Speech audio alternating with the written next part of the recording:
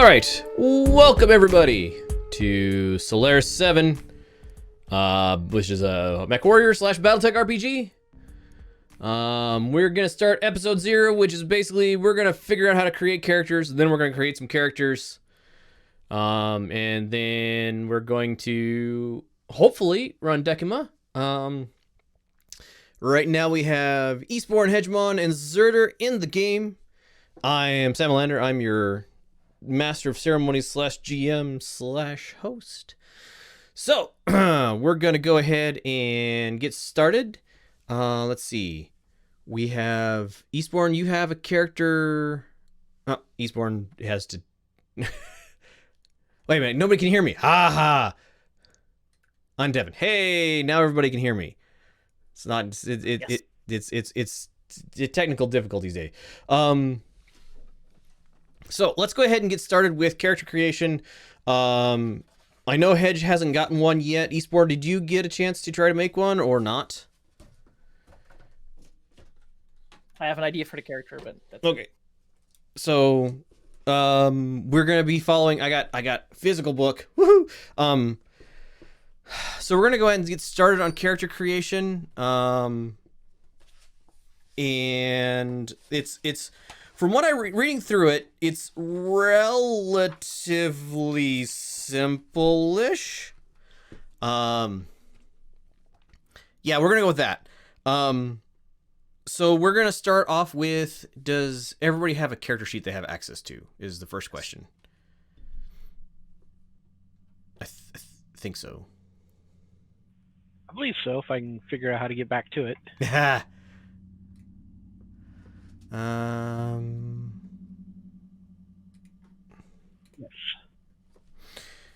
Okay, so we're going to go with a standard array of 6 attributes. So basically 14, 12, 11, 10, 9, 7 assigned as you wish. So think of this a lot like a D&D attributes. Thank you. So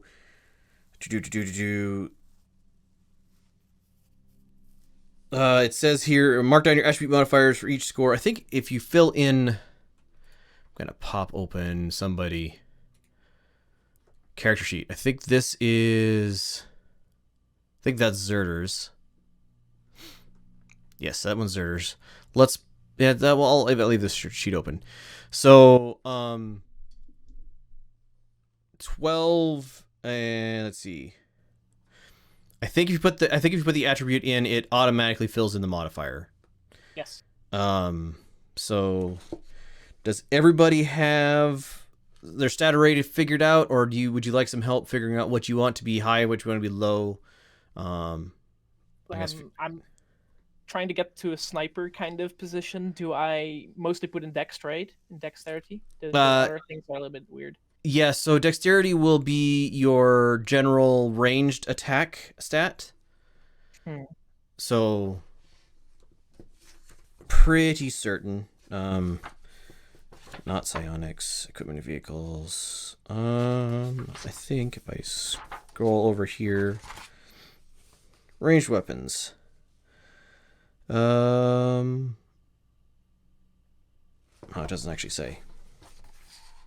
Yes, dexterity is your ranged attack stat. Strength is, physical strength, brawliness, that sort of thing. Constitution is how tough you are, how resistant to disease, so on and so forth. Dexterity is physical, like movement aptitude, I would say.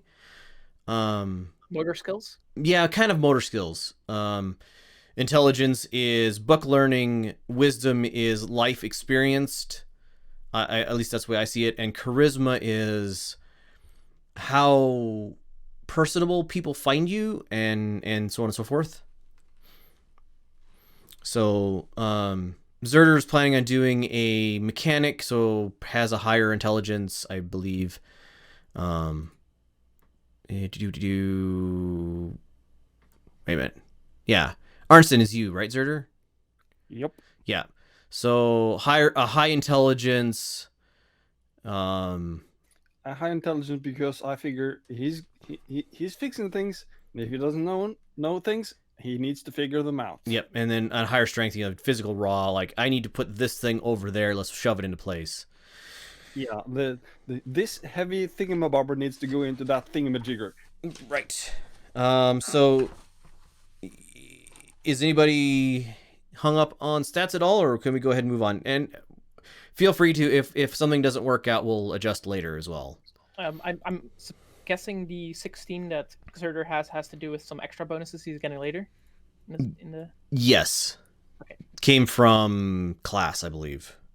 Got it. No, it came from I rolled my skills instead of picking them. Oh, right. Thing. So it's next order soon. of business is a background on page 9. So, backgrounds are what you did. What kind of thing were you doing before you came to be a gladiatorial combatant? Gladiatorial, air quotes, but a mech warrior on Solaris VII. So, were you in the military? Were you a scholar?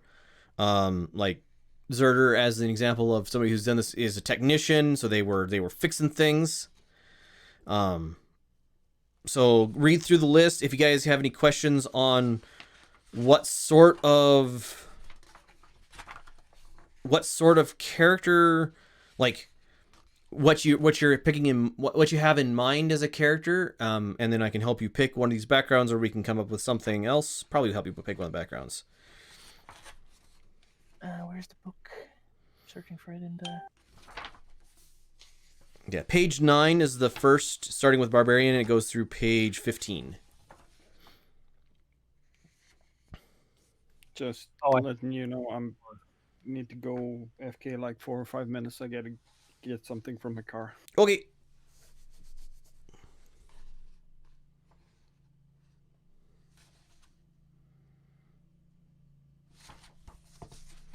I'm so glad that my book showed up. So much easier to pick through this.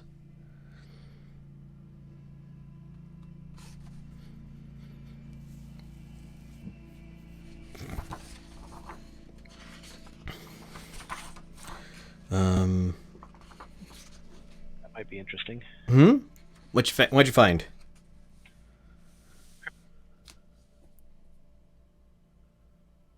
Sorry, you cut out. Oh, sorry about that. Is this working now? Yeah. Okay. I was kind of looking at criminal, either criminal or merchant. Okay, let's look up criminal to start off with.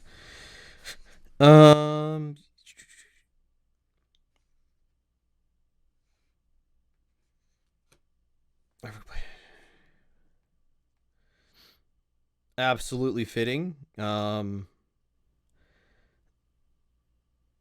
Less than legal adventures makes him an attractive associate for partner freebooter. Yeah, no, that fittings. And merchant is hero. Actually, I should probably, instead of reading to myself, I'll read merchant out loud.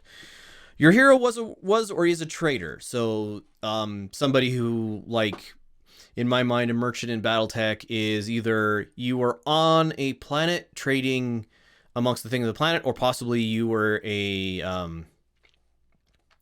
trader. You know, you were part of a crew of people who load up a drop ship full of goods and ferry it between systems. Merchants are mere peddlers and shopkeepers on primitive low-tech worlds, while others are daring far traders who venture to distant worlds to bring home their alien treasures. Alien is relative here. Their nature provides a wide variety of varies widely among worlds. On some of them, it's a business. Oh man, I gotta slow down. Of soberly dressed men and women ticking off trades on virtual terminals. While in others, it is a more active pursuit, requiring the judicious application of monoblades and deniable monoblades. Vibroblade would be the correct term for Battletech, but vibroblades and deniable gunfire against competitors. Sometimes a deal goes bad, or a capital needs to be raised, and a merchant's natural talents are turned towards the perils of adventure. So, absolutely fitting. So, trade if you take a merchant, trade would be your first one. Otherwise, criminal gets you sneak. So criminal's a little more up close and personal. I think I'm going to go with the criminal. It looks a little bit more interesting. Okay, so I'm gonna read through criminal just for fun.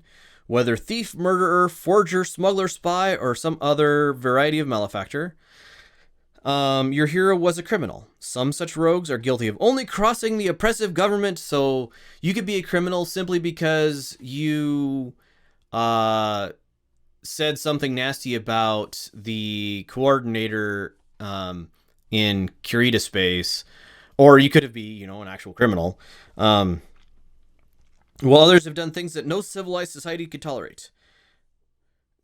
There's a lot that Battletech tolerates, like the Battletech universe, the Inner Sphere tolerates. Being a war criminal would be a bad plan.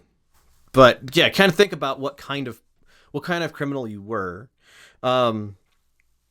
Still, their ability to deal with the most desperate and dangerous contacts and navigate the perils of less than legal adventures can make them an attractive associate for a party of freebooters bent on profit and glory more than strict legality. So yeah, you get a free skill of sneak, and you can either we'll pick your skills here in a minute. Eastbourne, have you figured out a background? I was probably thinking about. Yeah, I'm not sure if it's in the same book, but physician. Physician, yep. Yeah. Bodies wear and break, even on worlds that possess full resources and of advanced post-tech or lost tech medicine. Your hero was a physician, one trained to cure the maladies of the body or the afflictions of the mind. Some physicians are conventional health workers, while others are ship's surgeons, military medics, missionary healers, or dubious slum doctors who will graft over laser burns with no awkward questions asked. Wherever men and women go into danger, the skills of a physician are greatly sought. Nice, you get heal for free. All right, so you guys note down your free skill, and then you can either pick quick skills. -1 to 0, right? What's that? You change the -1 in the skills to a 0, right? Correct. Right. You can either pick your skills. You get those 3 that are listed there, or you can pick any. The free one is the free one. If you pick, you choose 2 from the learning table.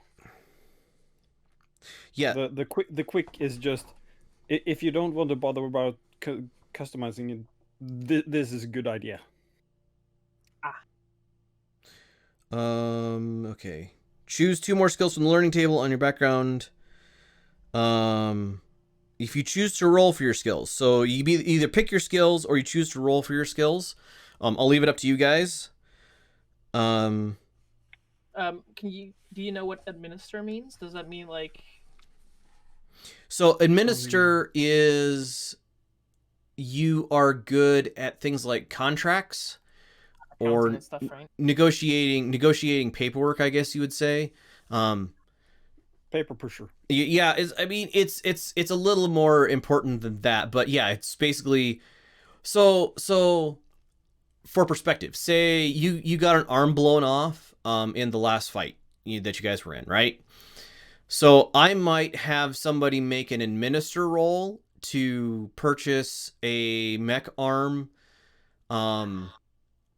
Rather than spending the like 2 or 3 weeks to rebuild one and get all the little pieces and fobs and bits together and attach it to your mech, I might have you make an administer roll to find an arm for sale that you can just simply take and attach to the mech in the course of a few hours, that sort of thing. Yeah. Okay. I'm gonna take the quick skills, and I think those are more fitting to my character anyway.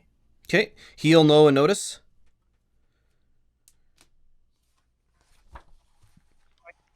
We choose 3 of them, is that right? You get 1, the free skill, and then from the learning table, the most right column, you can pick 2. Yep. Or roll if you want to randomize, or pick the quick skills on the left. So that's the free skill plus the 2 from the learning table. Yeah. But that's like for a made character. Yeah. So Kind of. So I'm looking at connect and talk. What would those be like?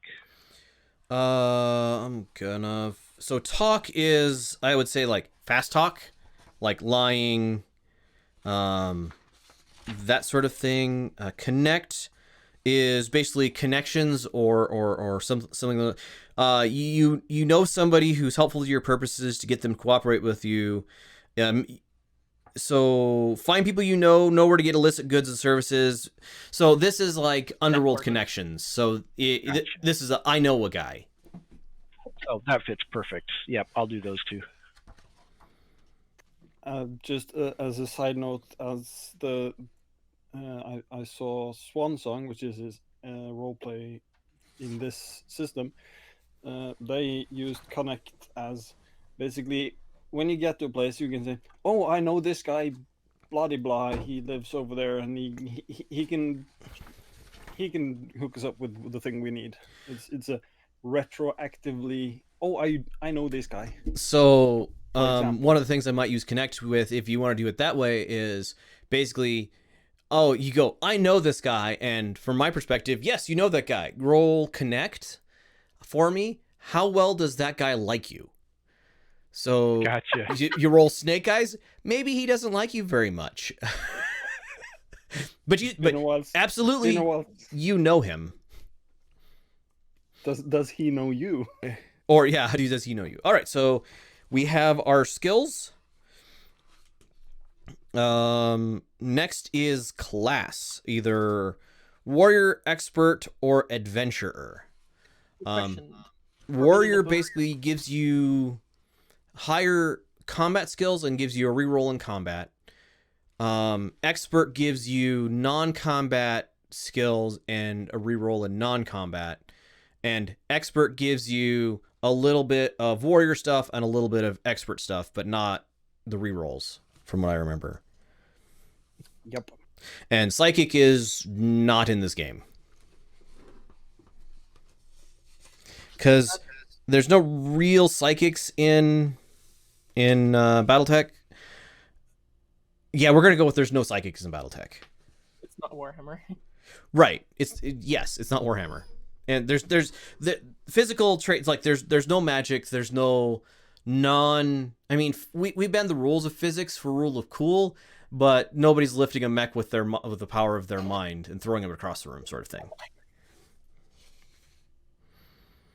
Quick question. I still see the growth tab thingy on the background. Is that a thing?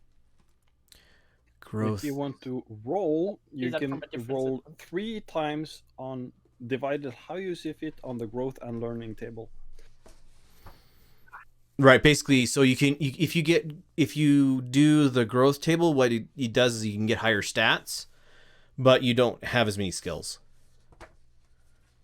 Which is where my intelligence became 16, because I had a 14 intelligence and I rolled once on growth and got a 3, I think, which is a +2 mental stats, or the intelligence, wisdom, charisma, and I put it in intelligence. I do think I'm going to make a slight change from what I posted into Discord previously. So pilot is your piloting skill in your mech. A -1 is a 6, and we'll go with shoot as the ability of you to point your weapons in your mech, and a -1 is equivalent to a 5. So if you have pilot at -1 and shoot at -1, you are a 5/6 pilot, which is basically a green. That's considered like a green recruit level in the military. If you have pilot at +0, that drops that down to a 5. And shoot, you like each point you go up in your skill and stars without number gives you a point that goes down in your skill in the tabletop in the battle mech scale. Sir, quick question. You were saying you roll 3 times over growth and learning? Yeah, I roll once on growth and twice on learning. To get 2 from learning and 1 free skill, right? That's what I got right now. The free skill you get either way. Correct. No matter which way you do, you get the free skill. then you choose. Do you pick 2 from learning, or do I roll 3 times, divided any way you want between the growth and learning Got tables? Makes sense. Makes sense. Got it. Thank you. So where do we enter the class? Class is in the top. It's just next to your name on the sheet. Ah, there it is. Roll for 2 skills. Choose 2 more skills from learning table.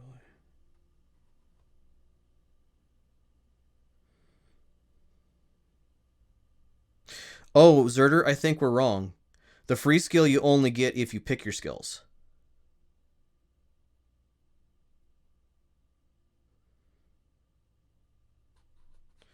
Because if you choose to roll for your skills, you can roll up to 3 times, dividing your rolls between growth and learning tables as you wish. Yeah, but the free skill is mentioned in point 3 of character creation, not in 4 or 5, which are the choice between pick and roll. In point 3, pick a background from the list on page 9. Gain skill list. That's closely. weird that you get 1 fewer skills if you pick them. Because you decide, I want to do this and that. I left it up to the dice. Oh, okay. Well, we'll go with it. I don't. If we need to get people who pick skills an extra skill point at some point, that's not a problem. I think it's supposed to be you letting the dice roll. You should get something from it. Over those that pick. Right. By the way, warriors have significantly more HP in general than experts do. And I think adventurers also get more HP than experts do.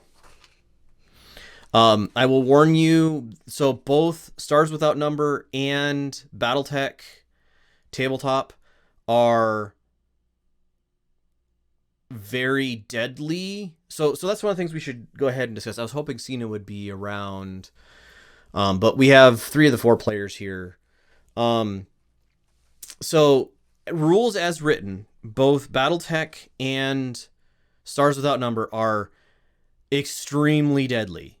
Like at level 1, if you guys get jumped by, so the 4 of you, the three of you, however we have, get jumped by 8 guys, there is a very real chance that 1 or more of you will end up dead at the end of combat. You might win, but there's a very good chance you'll end up dead. By the time you're level 3 or so, that's less true, but the that's like 5-6 sessions in before we hit to level 3-ish. So Battletech is kind of the same way, only it's a little more luck of the draw.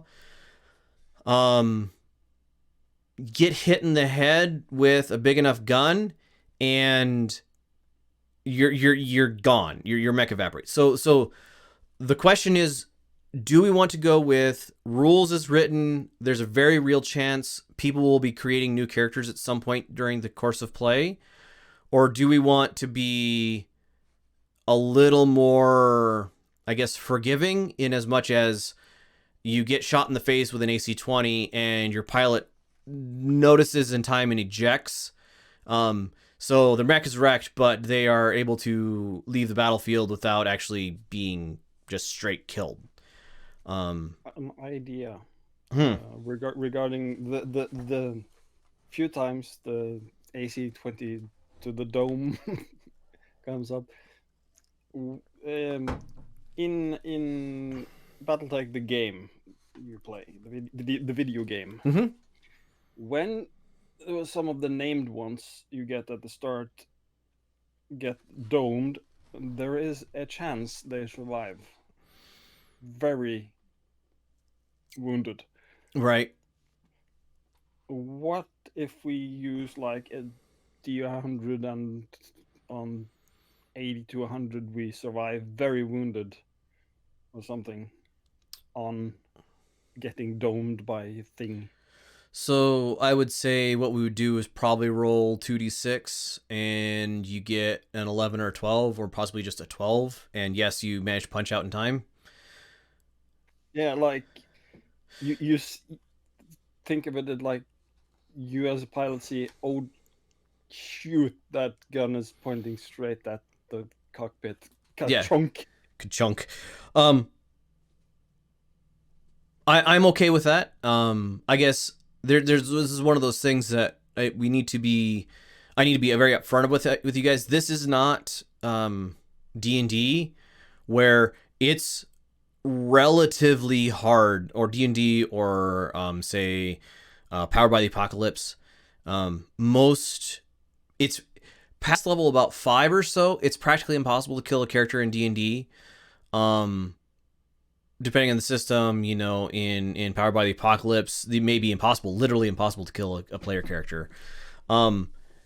In both the Battletech tabletop and in Stars Without Number, there is always a very real chance that if you get into a physical altercation, somebody will be gravely wounded or dead by the end of that.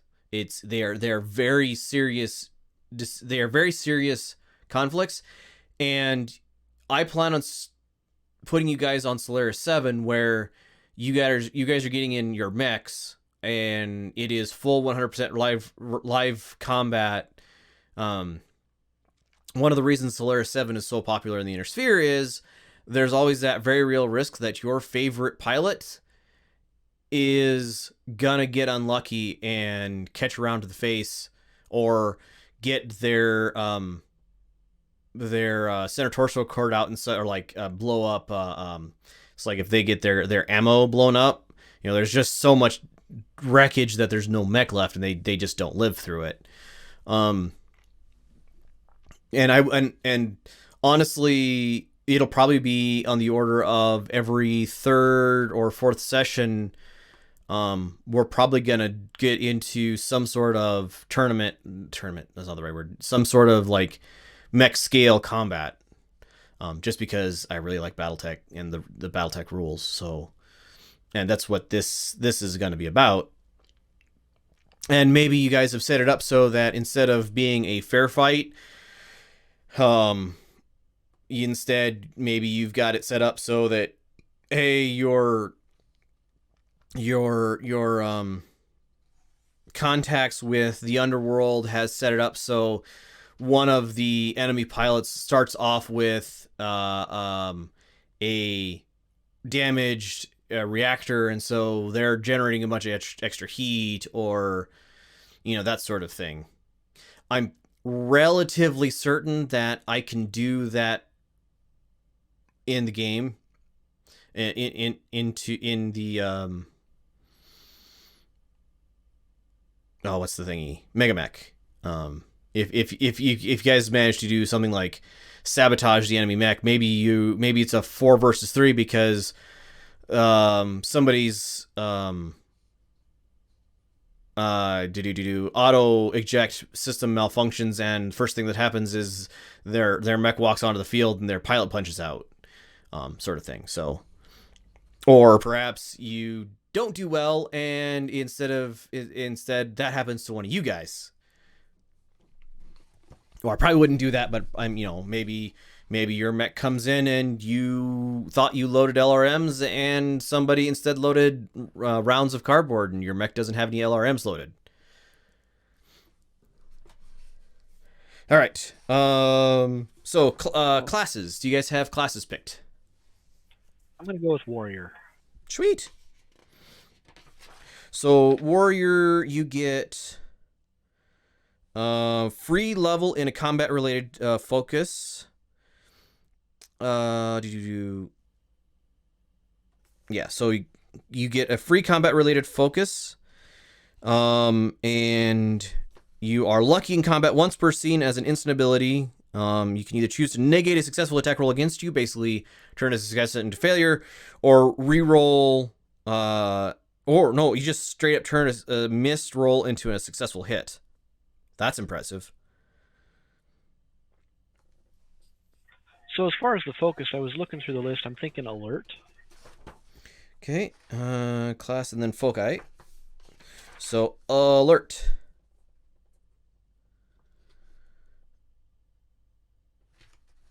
So free level in combat related. So you're gonna get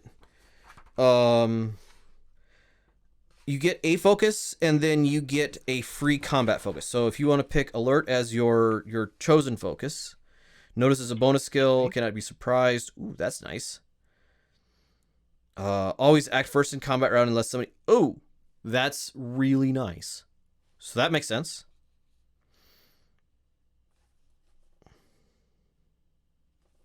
So then I would take notice up to 0. Yep. So then you would take notice up to 0. Okay. And make note of somewhere that you always act first in combat, because I won't remember that. I will let you know. Okay. When you roll initiative, roll twice and take the best result. Well, level 2 is level 2 is when you always act first in combat. So level 1 is when you roll initiative, roll twice, and take the best result. Okay. So yeah, make sure to do that. And so then what are the combat-related focus? Things like armsman, assassin, gunslinger. Okay, I'll read through those.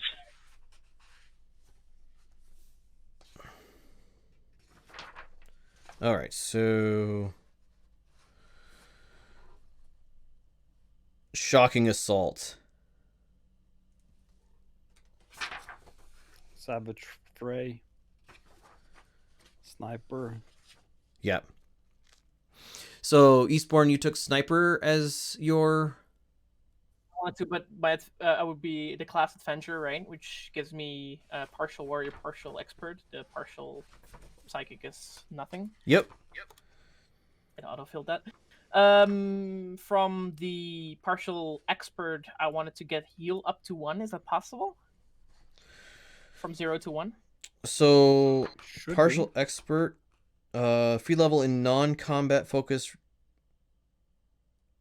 So yes, you could get heal up to 1. And basically, I get extra skill point every time my character gains a level. Yep, in a non-combat skill. Correct. And then partial warrior, you gain a free level in a combat focus skill related to your background, which is kind of weird to me because my background isn't really combat focused. That's fine. I don't have. I wanted to take it in shoot anyway. So in what? Gunslinger or? The skill, right? Sniper. No, focus. So you get a free Oh, focus, not a free, shoot, yeah. not a free Yeah, skill. yes. Yeah, sniper then would be correct. That's now I get it. Yep. Yes, I'm sniper. sure You that- gain shoot as a bonus skill when making a skill check for an execution attack. Roll 3d6 and drop the lowest die. So Yeah. that's definitely a sit back in the back of the everybody and shoot at them. And I am perfectly willing to let you take that, even though your class, or not your class, your background is healer. What kind of other mech I would pilot as someone who would be healing other people? So it's Something in the back. Yeah, I was gonna say more like direct fire. So something like a blackjack or a rifleman or Right. something that's standing in the back and shooting. Or possibly so a support class would be something like a trebuchet or a catapult. Basically a learn boat. You've watched me play the Battletech game enough to kind of know what the mechs are, right? Nope. Oh, well But it's fine. then you get to learn. I'll let...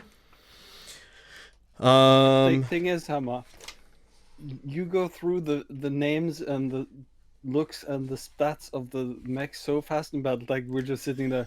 Oh, it's a blackjack. Oh, good. That thing was an urban mech. What the heck was that? Oh, the memes. The memes. All right. Well, we can learn, but just know that in the Battletech game, you get very agitated and go through things very quickly. All right. So, And please don't change. we love you for it. Yeah. So you guys all have your foci. Both. Still working on the second one, trying Alright. to read through them quick. Oh, okay, that's fine. No, don't feel pushed. Question in the meantime, health. Do we do that now or do we do that at the end? You can And- go ahead and do it. So since you have your class.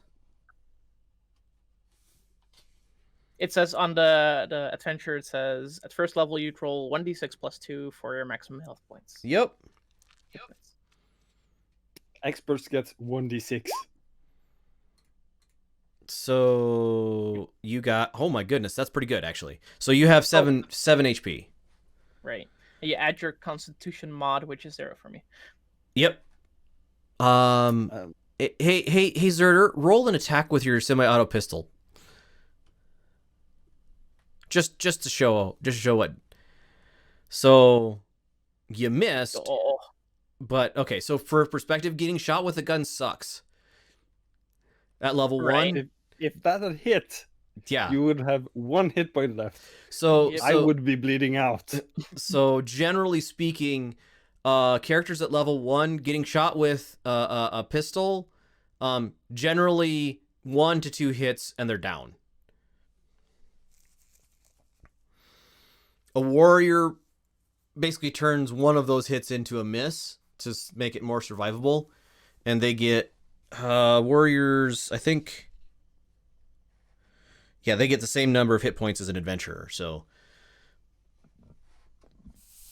To be fair, I actually think I maxed out the damage roll on that one.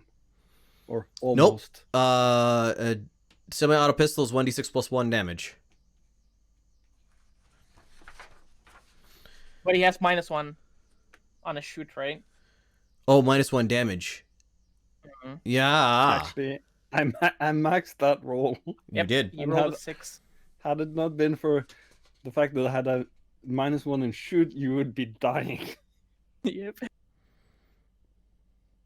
Does something like overkill happen here? Like if you would deal double damage, instant death? There are rules for it. I vaguely remember them. Okay. Dropping somebody to 0 HP, you have, I think, 6 rounds to recover from that. And if you don't stabilize a person before the 6 rounds are up, they're dead. I believe doing damage to somebody who's been dropped to 0 kills them. Got it. I don't remember what excess damage past somebody's HP does. We'll figure it out when it happens, right? Yep. I'm gonna do a quick search. Alright, I think I'm going to go with Savage Fray as my combat focus. Let's look that up. Savage Fray, Shocking Assault Sniper. Stab as a bonus skill, alright. Oh! That's mean.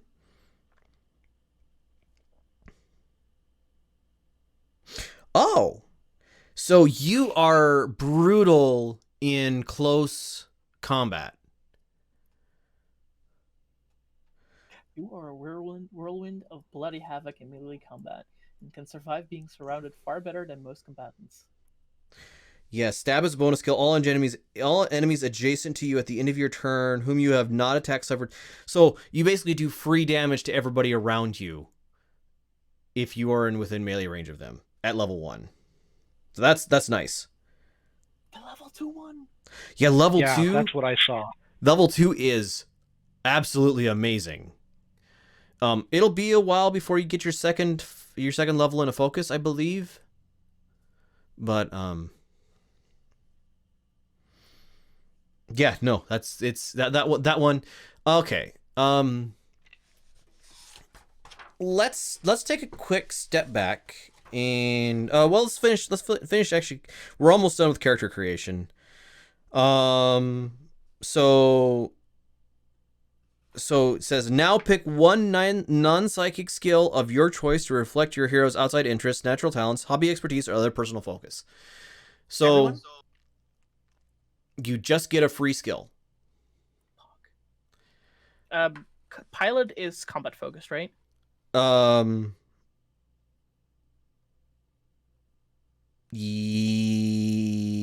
Yes. Said pilot and shoot were the ones we're using for the mechs, right? Yeah, Yeah. pilot and shooter are the ones we're using for the mech. So if you have a 0 in both or a -1 in both of those, I might suggest taking those to 0, because at 0 in those you're considered, like, if you have 0 in both of those, you're considered competent, I guess. But we cannot put it in combat based, right? No, it just says now pick one non-psychic skill of your choice. Oh, Anything. Okay. All right, so I'm gonna go with piloting at 0. Same. I didn't do hit points. How does that work? So at level 1 for a warrior, it is 1d6 plus 2.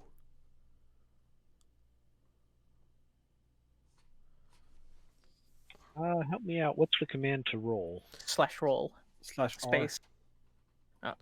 R is fine too. Yep. Also, there's on the left-hand column, there is a thing that looks like a d20.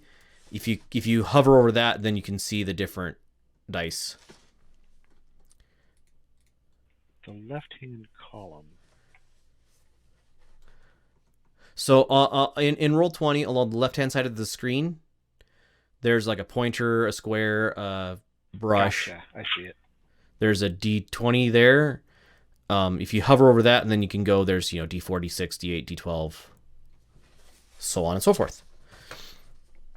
So you have 6 HP. Sam, I have one more question. In Yes. our current area and on the planet and stuff, are there like some kind of regular names or naming schemes? So Solaris VII has the full breadth and depth of humanity.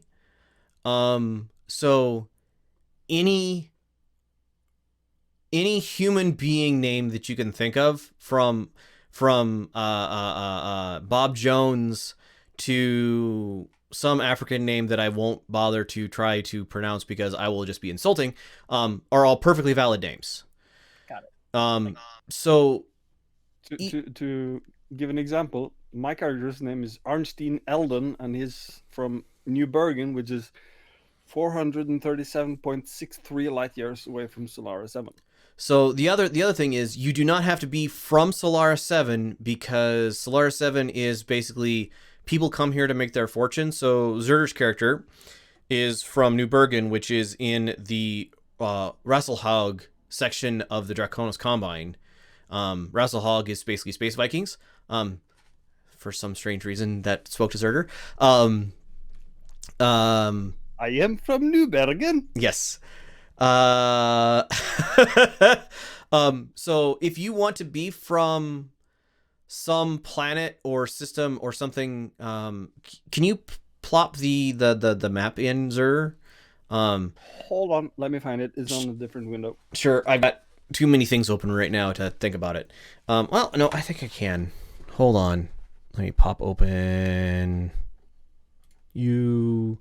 I think Nope. I'll be from Solaris 7. Makes sense for my character. Yep, absolutely fitting. Are we do Interactive in the map. So, Battletech RPG channel? and I just loaded up on the stream as well. So Solaris 7 is in the Federated Suns. Right. Lyrian Commonwealth. Words. So it is a planet. Oopsie. Description.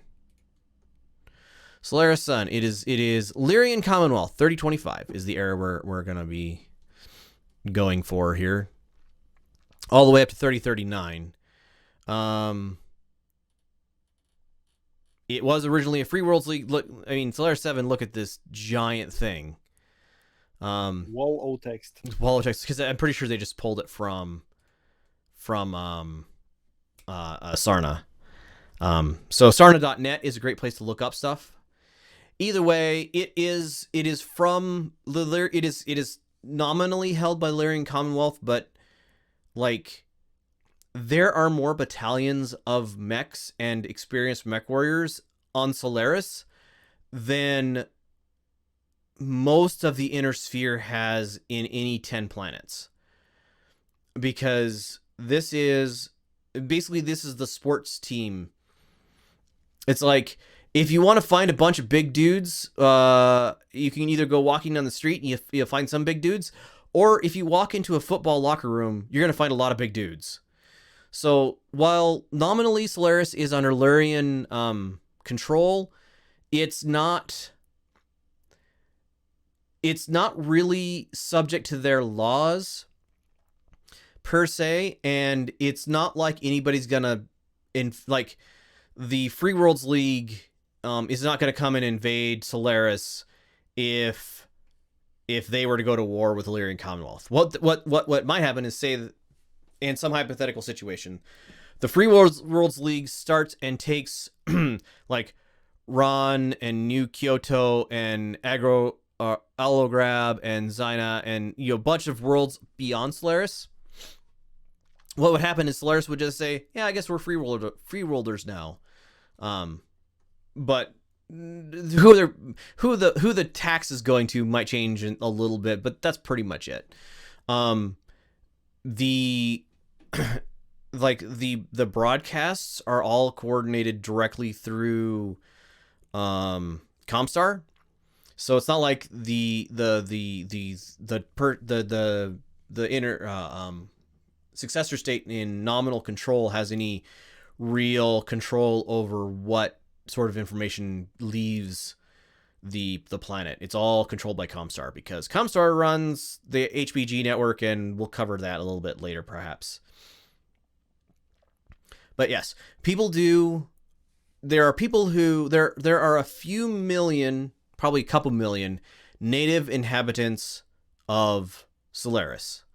People who are, are born there, live there their entire life, have a job that may or may not be directly related to the Mech combat, die there, buried there, have their kids, all that sort of thing. There are probably as many people as native residents who come there either looking for experienced mech warriors to fill out their mercenary ranks, buy, sell, trade mechs, join in, come in, Zerder's character, come in from, say, New Bergen and try to make their fortune as a mech warrior in Solaris. So, all right. Do we have our skills and our HP? Says next is step 12. Note down any attack bonus you may have. Higher the attack bonus, easier it is for your hero to hit. Most PCs this is +0. If you are a warrior or an adventurer with a partial warrior class, then it's +1. So your attack bonus for the warrior, and so for Hedge and Eastbourne, your attack bonus is +1. Where do you fill it in? Core stats, Yep. right under your name. Looks like it might be filled in automatically when you choose warrior. Right name, core statistics, permanent strain, attack bonus. Oh, there. It's not filled in for me. Yep. So go ahead and add it in. Choose one of the equipment packages on page 25, or roll 2d6 times 100 to find out how many starting credits you have. So, one of the things is, I've been reading through and thinking about this over the course of the past week or two. The actual tech level of the Battletech universe is much closer to TL3 at this time period than to TL4. So TL4 tech is technically possible. It's probably going to be on Solaris 7. It's probably going to be black market goods, so no legitimate way to get your hands on it. TL3 tech in general is available just broadly, and TL5 tech is going to be, if it exists, it is going to be lost tech. So things like double heat sinks, stuff like that, is what I would consider for Battletech, like basically TL5 level of tech. TL4, TL5. with the exception of a few mech factories and a couple other places, like people are no longer making new fusion reactors.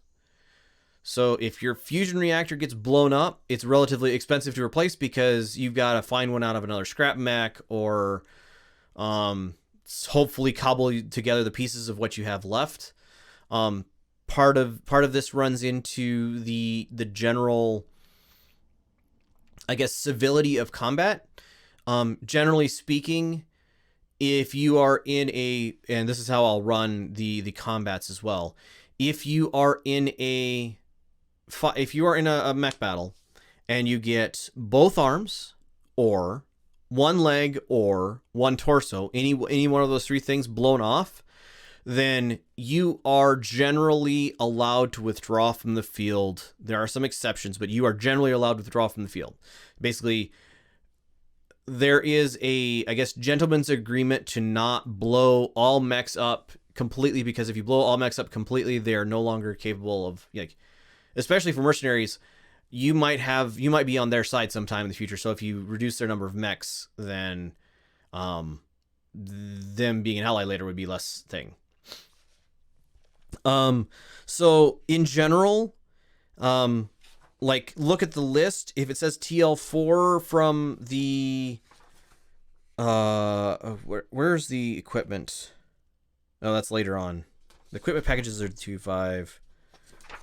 Equipment and vehicles is under page 61, 60, 61, 62, somewhere in that range. So, yes, pick up an equipment package. I believe your packages are on page 25. 25. Those come from your class, right? Yep. Right. You can just substitute laser pistols for semi-automatics or whatnots. Right. Monoblades for non-monoblades. So a monoblade knife, Zerder, that actually is a vibro. I would consider that a vibro blade, and would say that is a valid thing. So if you want to keep your monoblade, instead of just the standard knife, go ahead and add that back in. Because a man portable power pack for a vibroblade and a vibroblade itself are a thing that exist. Like even in, I believe in the Decision at Thunder Rift, the first Battletech novel, there is talk about a monofilament whip. So stuff like that is a thing that exists. Those are still producible. But like handheld laser pistols, those are beyond the general level of tech. Things like so you guys have watched, or at least some of you have watched my Battletech streams. Yang has a fully articulated arm because he lost his arm in something. Oh, I don't remember exactly what. Like fully articulated limb replacements are a thing that you can buy, but they do not look human. And they are in general a little less able than a equivalent human limb would be. And like I said, it's obvious. So think more like Yang from Battletech than what's his bucket from Star Wars? The kid whose name just went right out of my head. Luke, thank you. All right, so looking at these kits, then, if I were to like pick the thief kit, I would swap out the laser pistol. Is that what you're saying? Yep, you would swap out the laser pistol. And the other thing would be the armored undersuit. That's also TL4, which doesn't really fit with the sitting. In my brain, there is the TL3 equivalent of that, which is basically a bulletproof vest, which is, it's the same way. It's TL3, so pistols it still counts for. It's still AC-13. So swap out the armored undersuit to a Just call it bulletproof vest. I think there's should be able to add that. All right, so semi-auto pistol, D6+1. Yep.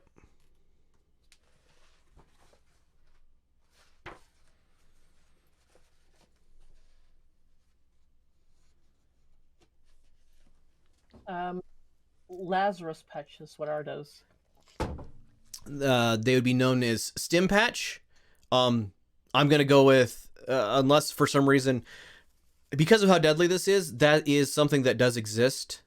So there's been enough fighting that people still know how to bring soldiers back from the brink of death. So call it a stim patch. And yeah, use the same rules as Lazarus patch. Basically, they're single-use things that give you a much better chance to stabilize somebody. It's the Stars Without Numbers version of a healing potion. Not exactly. Almost.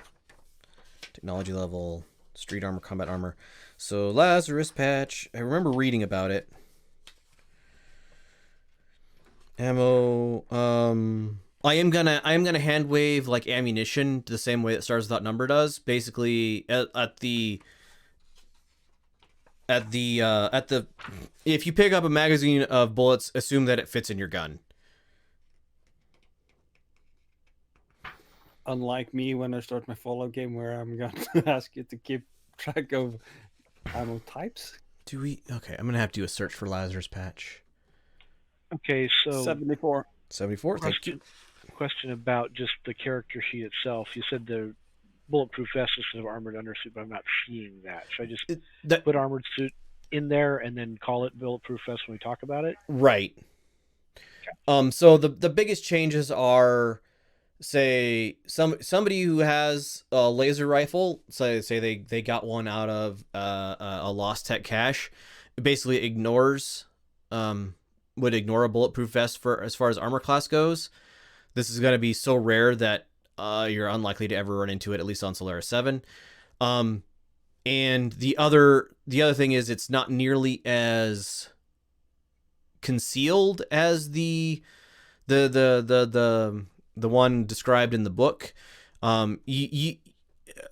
Basically, if you've been around a police officer wearing a bulletproof vest underneath their outer layer of clothing, you can tell, like, there is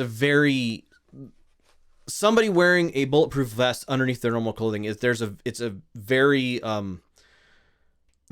them a very barrel-chested, very blocky look, and removes most of your like natural curve to you. So it is much easier to see somebody that's wearing a bulletproof vest than if you were to go into a Lost Tech cache and pull out a set of armored undersuit and wear that underneath your armor.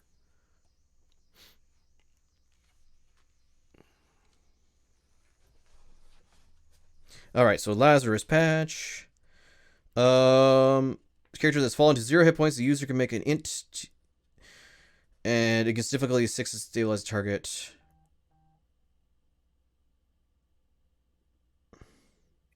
Question. You were talking about switching out a certain thing, right? So like which equipment package do you have? MegaMek. So that's the the laser pistol would swap out for a semi-auto pistol. So I agree, not a healing potion, a healer's kit. Yeah, that much more can do. The secure clothing would swap out for an armored vest. Okay, thank you. And I put just leather jacket as the armored jacket, right? Yeah. You could describe it however you see fit. So like an armored jacket or that sort of thing. Heck, it could easily be your so the cooling vest from Mech Combat is basically a little bulkier version of an armored vest. It has ballistic cloth, it's lined with the cooling lines. So that's like you're not going to ever hide that underneath the shirt, but absolutely would count as the same sort of armor, AC 13-ish. Lift, bioscanner, so everything else looks fine for the medic. Yep. Forget what lift is.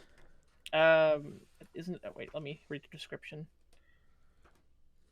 Requires heal, lifts him, augments and amplifies the body's natural response to physical injury and exhaustion.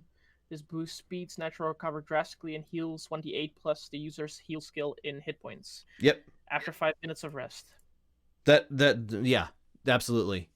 We'll just leave it calling it lift. But that's perfectly fine. Don't work on mortal wounded. Yep. So mortally wounded is what you use the Lazarus patch on.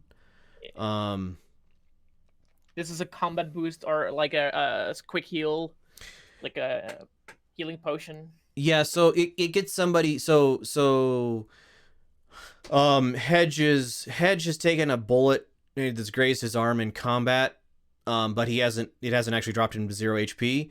So you run up and give him a dose of lift and throw a quick like bandage over his arm. His bleeding has stopped. It's given him back giving him back well, it takes 5 minutes, doesn't it? Yep. For the healing. Oh, after 5 minutes of rest.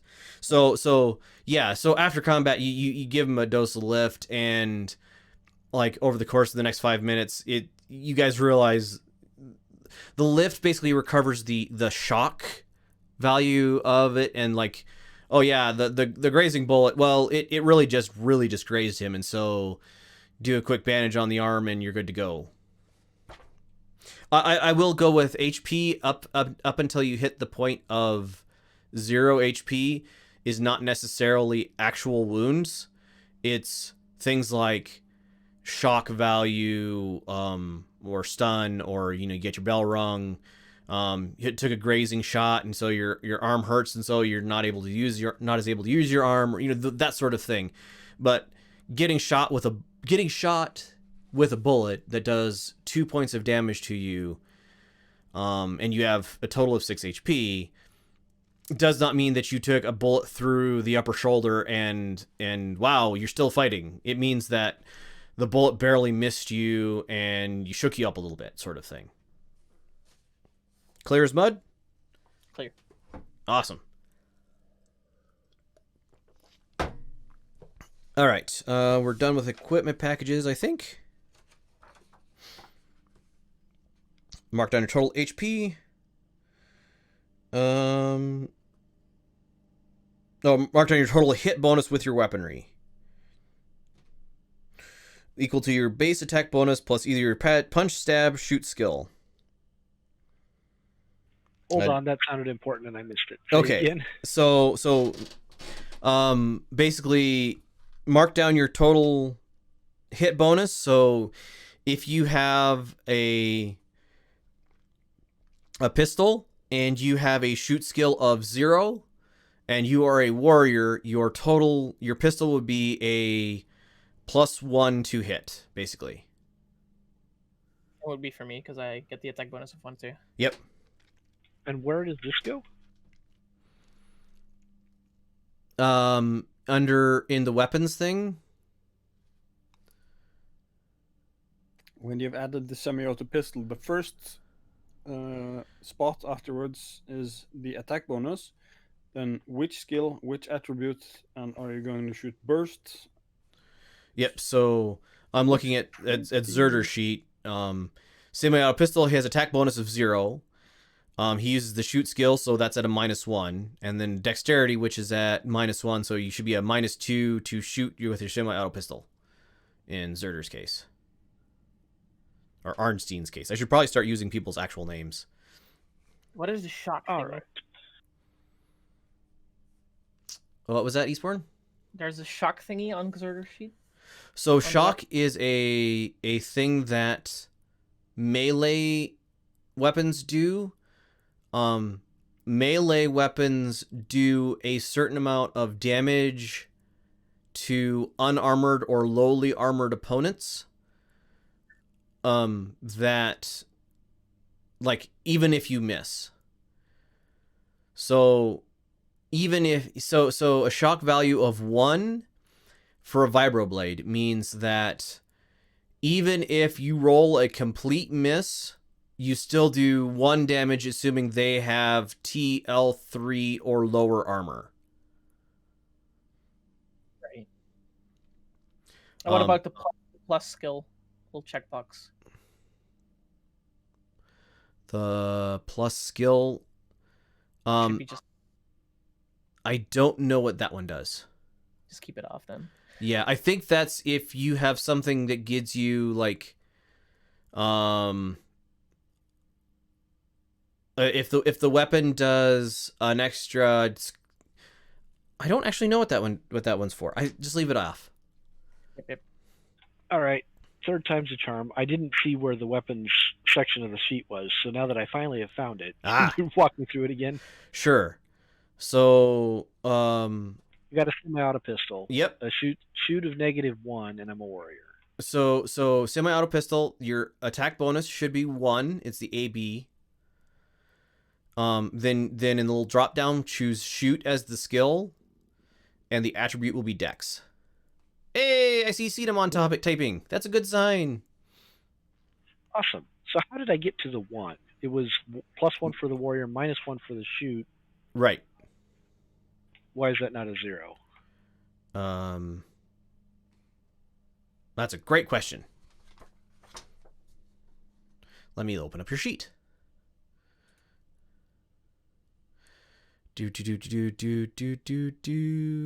Caleb? Yes. So attack bonus. Oh, Dex. No, that's 0.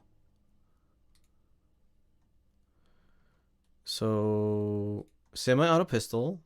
1 is attack bonus. Shoot is the skill. Dex is the attribute. What's both weapons have attack bonus 1? Oh, attack bonus, yes, 1. Yes, both weapons should have attack bonus 1. Okay. Got those. So how do you roll this? Turn off the editing. edit, and then click the weapon.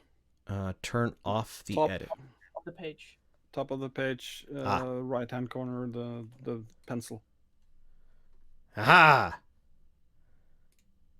So if I click that and click that, input value, so no modifier. That's a big attack. So Caleb, 1 attack bonus. Oh, the weapon apparently has an attack bonus. Does the semi-auto pistol have an attack bonus? We put it on 1, right? Yeah, that's what I was trying to figure out, is why is the attack bonus 1 and not 0? For me, because I have a -1 on the shoot skill. Hold on, let me look up the actual pistol. Core statistics also has an attack bonus of 1. Does that maybe influence it? Semi-auto pistol. 1d6 plus 1 damage. Laser pistol 1d6 damage.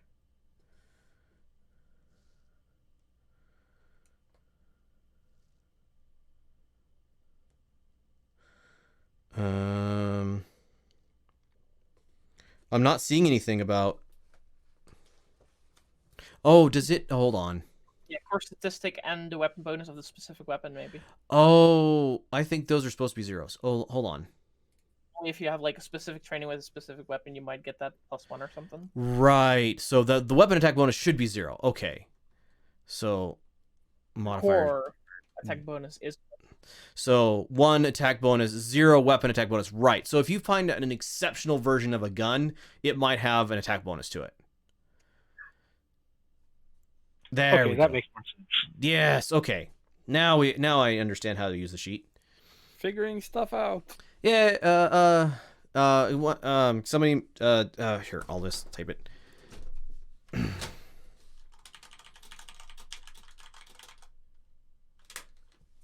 There we go. Since Cena stopped by,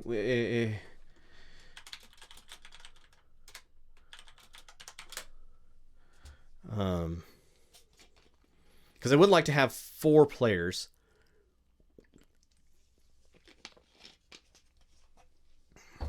Which is a perfect lance.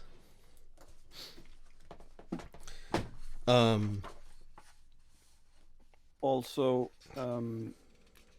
if by chance you get a 5th that wants to play because of the Battletech and the MegaMek, I'm actually willing to pass on those and act as a tech for them in the Stars Without Number part. Sure.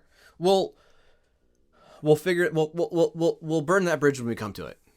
Yeah, I'm just letting you know now that if you all of a sudden get a 5th that wants to join because he wants to play MegaMek or whatever, or really wants to role play controlling the big stompy robots, I can probably get my head around the MegaMek client, but it sort of confused me when we tried it out. It'll take. We'll run some practice stuff, or some really easy fights before we really get into it, I think. So record your armor class is next. So armor class should be 13 for anybody who has the bulletproof vest.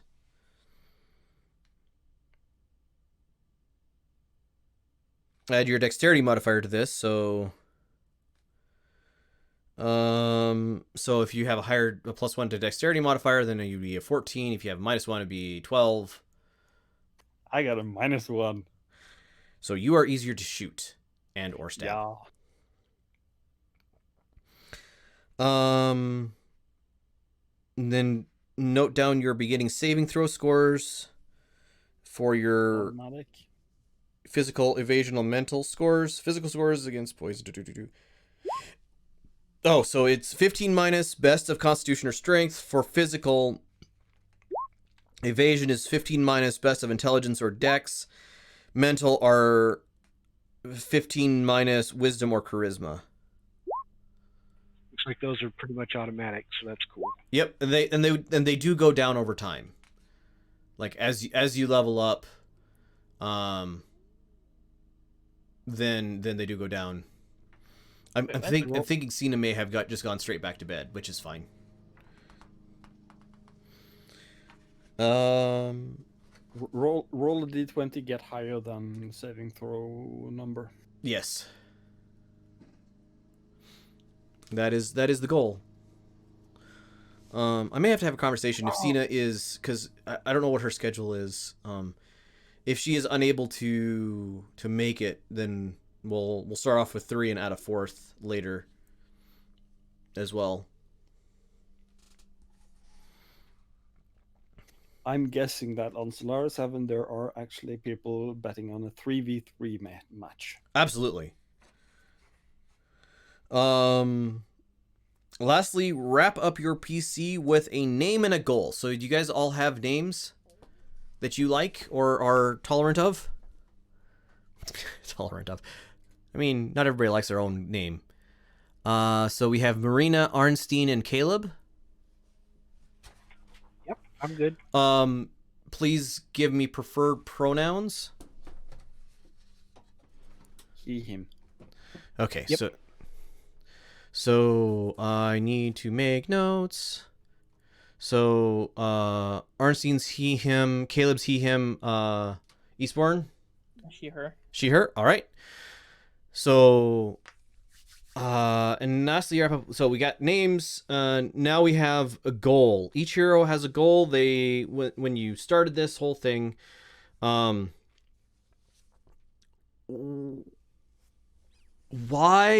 I guess.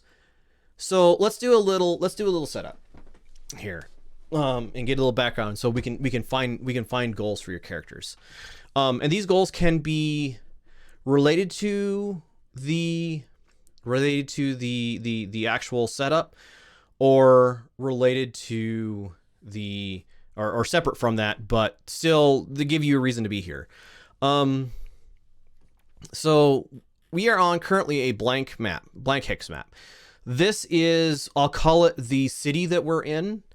And we're gonna draw on here, real easy. Draw shape. How do we draw a rectangle? I don't want it to be blue. How do I make it not blue? That's how I make it not blue. All right. Hey. Yeah. All right. This is, for whatever reason, this is our map and background. All right. Objects and tokens. Select. Set you layer as map layer. All right. So this is the they're known as, I just lost the name of it. Stable. So this is this building, this place is the stable that you guys are part of. I would like give you guys a little bit of time or a moment. Or I would like the name of the stable from Zerder. From Eastbourne, I would like the inner sphere house it is most closely associated with, and Hedge, I would like the inner sphere house that it is most like your rival house. What house do you guys consider your rival house? So, and feel free to say, like, if Eastbourne says, or sorry, it will go Marina. We'll start using character names. Marina, if Marina says that you guys are most closely associated with Davion, and Caleb, if you say that your rival is Davion, that is perfectly a valid choice, but don't have to do that. So I'm going to get a new page. So, but Arnstein, give me a name of this stable. So,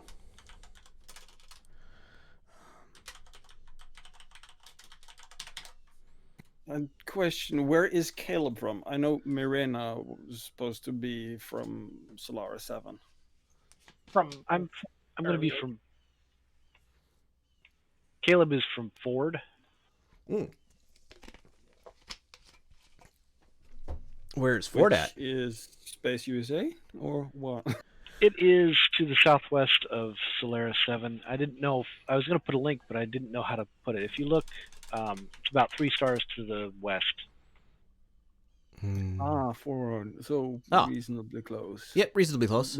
Because I'm tempted to give the stable name something silly like the Vikings of Solaris or something. Go away. So go there. Yep. And description. So Ford is Lyrian Commonwealth. Water poor. All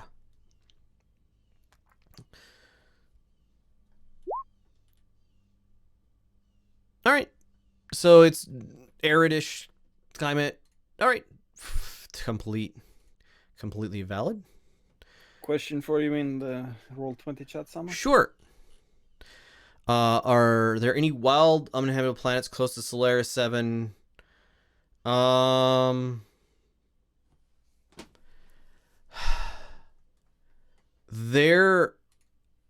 So the listed planets that you guys, or the listed systems that you guys see in the map, if you look on the map, those are not all the stars that exist. Those are the settled.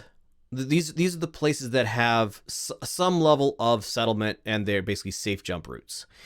So if your parents were, say, of the less than ethical persuasion and using alternate jump routes to get from someplace to someplace else without being like picked up for border patrol or something like that, that absolutely you could have landed on a semi-habitable planet in a system that is not on the jump routes.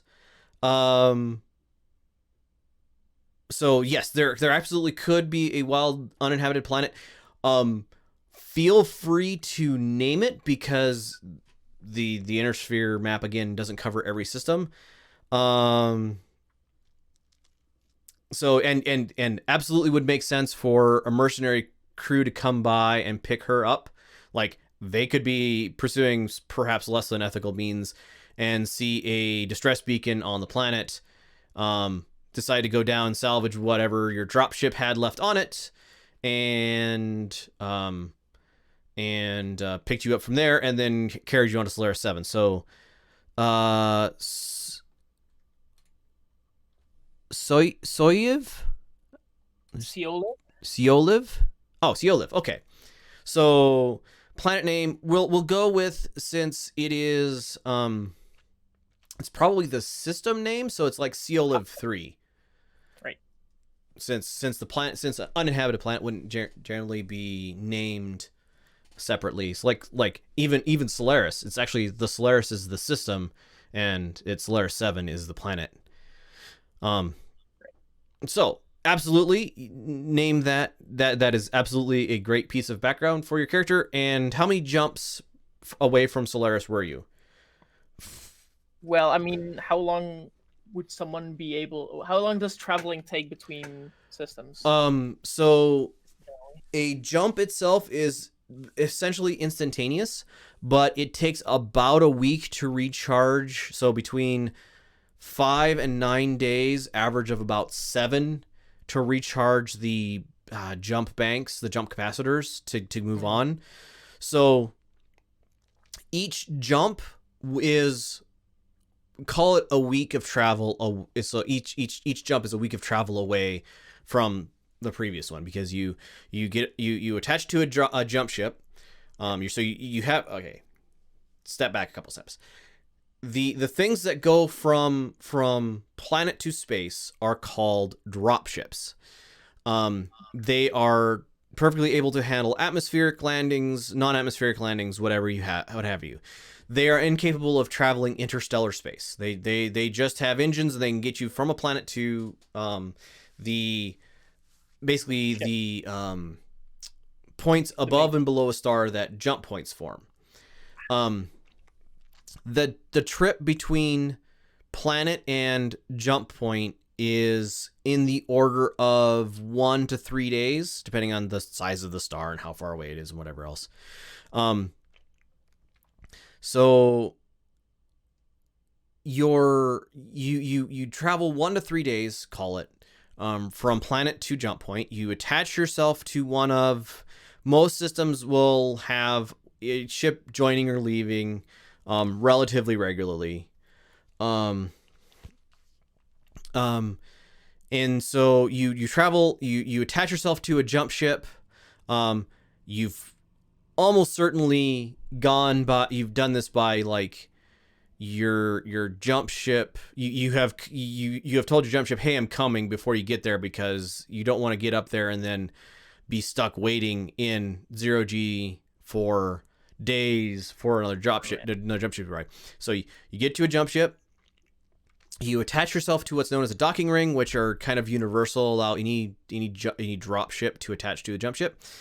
And then once you have your batteries recharged on the jump ship, it makes a jump, certain number of light years, I think up to 20. Zerder's going to correct me, away. And then it arrives at, essentially, if there were a universal way of telling time, which there sort of is, for the passengers, it feels instantaneous. For the clock, like the actual physical world clock, it takes between 15 and like 30 seconds, depending on the size of the ship, to actually transit. But it's essentially instantaneous. And if you are taking a long trip, each jump, like you say, you're a rich person and you're traveling halfway across the inner sphere. So you hire yourself a jump ship to take you from here to there, and spend 100,000 C-bills to do it. Each jump will take you about a week on average to get from here to there. You can speed this up by what's new, basically doing a chariot relay or Pony Express relay, where you, as a, say, this is usually the inner sphere states, what'll happen is you'll get all of your jump ships in a line and basically ready and going, and then you take your drop ship, or you take your drop ship, you go up to and connect to a jump ship. That one jumps, you disconnect from that jump ship, you connect to the next jump ship, that one jumps. And so over the course of, say, 12 hours, you can make yourself, if you have enough jump ships, all the way across the galaxy. That's a lot of jump ships. But again, there aren't that many jump ships, so this is like a major... So if, like, what will happen is, and generally the inner sphere, the warring houses will kind of keep track of jump ships traveling. They'll have spies and stuff set up specifically to watch jump ships, so they can watch and see, make sure that there's not one of these Pony Express things getting lined up between, say, some core world of Davion space and, say, the edge of their territory on the Kurita side. Because the last thing that Kurita wants is for a jump ship to jump in carrying 6 Overlord drop ships, each of them having a battalion of mechs on it that just come in and crush all resistance on some planet or other. Like, they watch that carefully so that they can say, oh, this is forming and we think that they have this military strength, and so they start rearranging their troops so that those 6 battalions that the Davians are amassing are met by 7 battalions of Kurita regulars, sort of thing. Or the Kuritas don't only have 3 battalions, but hey, they know the land, they know the terrain, they're dug in, and so it's going to take all 6 battalions to do.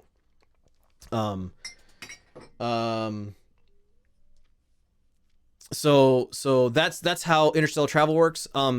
Absolutely, rogues and mercenary companies and people who want to sneaky from place to place, because information travels at the speed, or rather, I should correct myself. Where a jump ship is travels at the speed of instantaneous information. So if a jump ship jumps to a non-inhabited system, and proceeds to go through non-inhabited systems halfway across the galaxy, until they arrive at a habited system, nobody knows what happened to that jump ship. Like, it is completely off the map. There's no real sensor network or anything that would say, oh, this jump ship has traveled through, 3 pirate jump planet or jump systems to get to some other place. Like, you can be very sneaky that way. The problem is, jumps, the chance of damage is not 0, and if you arrive at an uninhabited system, and you have something happen that blows up your jump drive, well, then you are stuck there until pure happenstance, somebody comes by. So missed jumps are a thing where you try to jump from one system to another system and arrive somewhere else. Those are always bad. Or if you go to a non-inhabited system and something happens to your jump drive, you're stuck there until you can either fix it yourself or some other person decides to come to this system for no reason whatsoever, and smugglers. So there are definitely, like, established smugglers routes. So the jump ships are basically Strigs with teleport. Maybe a little more reliable than Strigs with teleport, but not necessarily a lot more reliable than Strigs with teleport. So, like, if you are a rich person and you wanted to travel halfway across the galaxy, there might be a series of jumps that cut out half of the distance you need to cover because it's a more direct line. But say 2/3 of them are completely uninhabited systems, there is almost 0 chance that any commercial jump ship will be willing to take you on them, because makes sense. It's not every jump, because a jump ship at this point, most of them are on the order of 200 years old, ish. That's some reliable technology, though. Well, yeah, but it's also it's like it's 200 years old. It's relative. It's amazingly reliable technology that was designed to last 50 to 100 years. There's no point in which there is no surprise at arriving out of a jump, like a successful jump, and finding out that a liquid hydrogen line has blown, and until you can replace it, you are dead in space. So until you replace this liquid hydrogen line, you're just waiting there. Tramp freighter, that's what I'm thinking of. So a tramp freighter, basically they're going to be relatively unwilling to jump to non-inhabited systems, because even if the inhabited system doesn't have this part you need, every inhabited system inside of the inner sphere and most inhabited systems outside of the inner sphere have what's known as a hyperpulse generator, or HPG, run by Comstar. And HPGs allow instantaneous real-time communication across the entire galaxy. The further away you're sending the signal, the more expensive it is, but Arnstein can call home to his mom and talk to her at the cost of, well, okay, probably a couple hundred C-bills, but at the cost of a couple hundred C-bills, they make a phone call home. Should talk about the C-bills a little bit too in a minute, but but like to do this, to send this message, you go to the HPG building and you get like a cubicle and you make the message through the cubicle. So if somebody's calling you from another planet, what you'll do is your data pad will ring and it'll say, hey, such and so is trying to call you. Please go to your nearest HPG for the message, or if they're willing to wait to actually make it a live message, then please go to the nearest HPG to receive your message. Welcome back. All right. So yes, so your parents landed on Soliv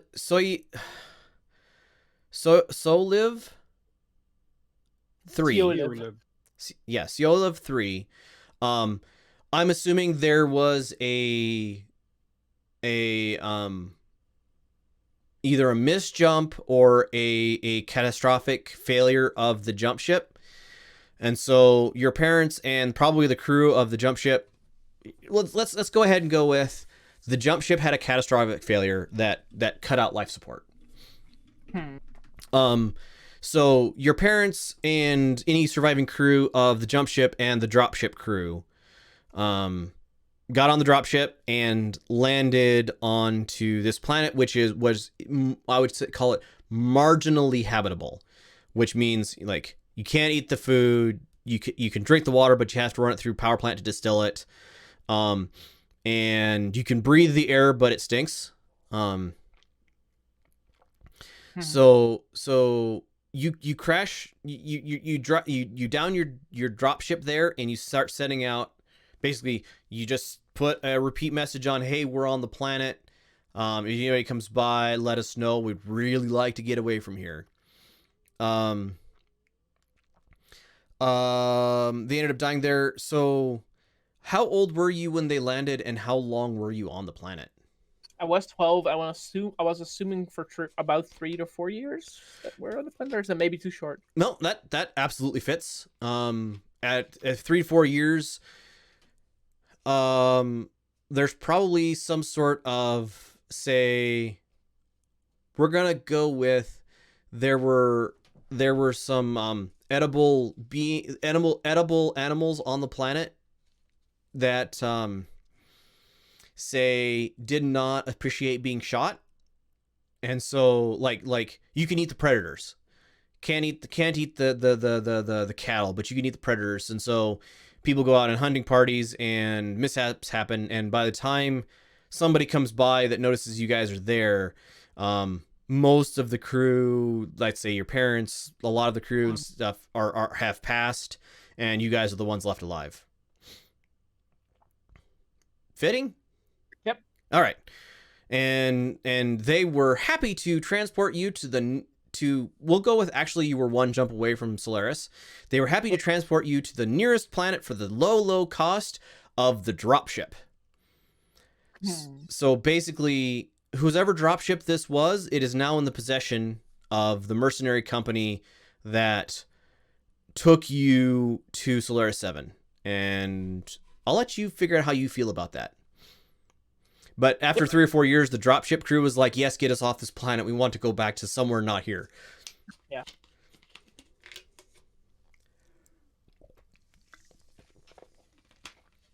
All right, Zerder / Arnstein, have you figured out a name for the stable? He just stepped away. Of course. Well, names. Marina, Eastbourne. Yes. Have you figured out which inner sphere house you are most closely aligned with? How many are there? 1, 2, 3, 4. There are 5. Number 2. Kurita. Interesting. I don't know the houses anyway. So the Kurita is space Japan, sort of. Very much. So mech warriors in Kurita space are considered samurai. They have their own sort of code of conduct, which we won't get into real deep right now. But they have their own code of conduct. But think so the majority of the worlds in Kurita space are descended from Earth Japan, and because it's a 1980s sci-fi thing, a lot of the things that came along with that. In the basically straight north of Terra, in the northern like potato wedge, there is the Rasselhag district of Kurita, which is where Zerder's character's from, which is very fitting. That is like those were peoples that came from Norway, Sweden, Denmark, that part of the world. So Kurita, so you guys, so we're gonna say that your stable is in what's known as Little Kurita. So whatever, we haven't named our city yet, but there is a district of this city, or little Draconis, Little Kurita, but it's basically the Draconis Combine is the name of the house. If I go to, I can't really show it off very well. Actually, yes, I can. Stream stuff, wallpapers. That we're gonna be from. The house, the stable is located in the part of a city in the town that's closely related to where I'm from. Yes. So if you look at the stream, the dragon is the symbol of House Kurita, or the Draconis House Kurita. So Kurita is the name of the ruling house. The Draconis Combine is the name of the successor state. And their tagline, or their thing, is honor the dragon. So in general, painting in very broad brushes, they are a people of honor. They also have the yakuza, the gang, the underworld. The gang is the yakuza, which, you know, tattooed, like, is that Is it the underworld or is that the ruling house? So the underworld is the Yakuza. The ruling house is House Kurita. Okay. I forget the name of the current ruler of House Kurita. I'll look it up later. Anyway, the point is you have your we're gonna district. We're gonna draw on the map. Oopsie. Draw on the map. Draw shape. Draw in, we're going to go with red. So this part of this city that you guys are in, this is, how do I add text? Change it to the text thingy. The drawing to text. Text. So this is, oopsie. So we're going to go with, this is little Kurita. Let's make the text bigger. There we go. And we're going to make it in red to mark it. And we're going to grab it, move it to kind of centered here. So this district of the city. So the city is probably 500,000 to 1 million people. There's 3 or 4 major cities on the planet, all about that size. There's actually a lot of Solaris VII is relatively uninhabited, but because what they do is they go to some place, and over the course of a year, they will build a, air quotes, city, and different districts of that city will be used for various Battletech fights, and like surrounding terrain and stuff is like that, like is used for different Battletech fights. So these arenas are basically, think of an arena, or think of the arena district for the year will be, say, I would say Denmark-ish sized chunk of land that they find a bunch of different interesting places, set up a bunch of cameras in it, build a village of enough buildings as if a village of, say, 1,000 people, a couple of medium-sized cities. And like over the course of maybe 2 years, they'll build this place up to have the Battletech fights happening in it. And all the construction workers will leave, go on to a different part of the planet, start preparing that part of the planet, and all of the mech or all of the Battletech fights for that year will happen in this area that was prepared for them. Similar to the Hunger Games, there are no, not really. Don't think quite like that. There aren't like so one thing that they do is to make it safe for the like people watching. The vast majority of these places are in the middle of nowhere. There's no like crowd sitting on the sidelines watching this, but there's like 3,000 cameras all connected to the network that can watch the battle from any angle at any distance. Like they get a very good sense, and if one of the cameras gets shot out or stepped on, it's just the cost of doing business. They'll go in like after a fight, they'll go in and repair any cameras. If they're going to use the battlefield again, they'll do some earthwork or whatever they want to do for that battlefield. But mostly they'll just go in. If they're all done using that, they're never going to use it again. They'll go in and collect all the cameras and equipment out of it that are worth anything, and they'll go set them up somewhere else. All right. I think I'm closing on a name for the stable. Okay, what do you want to? I'm pulling heavily from Norse mythology in this one. Sure, absolutely. Valkyries are known to be warrior maidens riding on flying horses. So, Valkyrie. Valkyrie. Hey! So, Valkyrie stable. Yep. Valkyrie. So good news. There is a mech called a Valkyrie. Your stable has it. There is a Valkyrie head, sitting in, like, inset into the front wall of Valkyrie head, the Valkyrie the mech. Basically has its head inset into the front wall of your stable, so there's like a road, you know, going in front of your stable.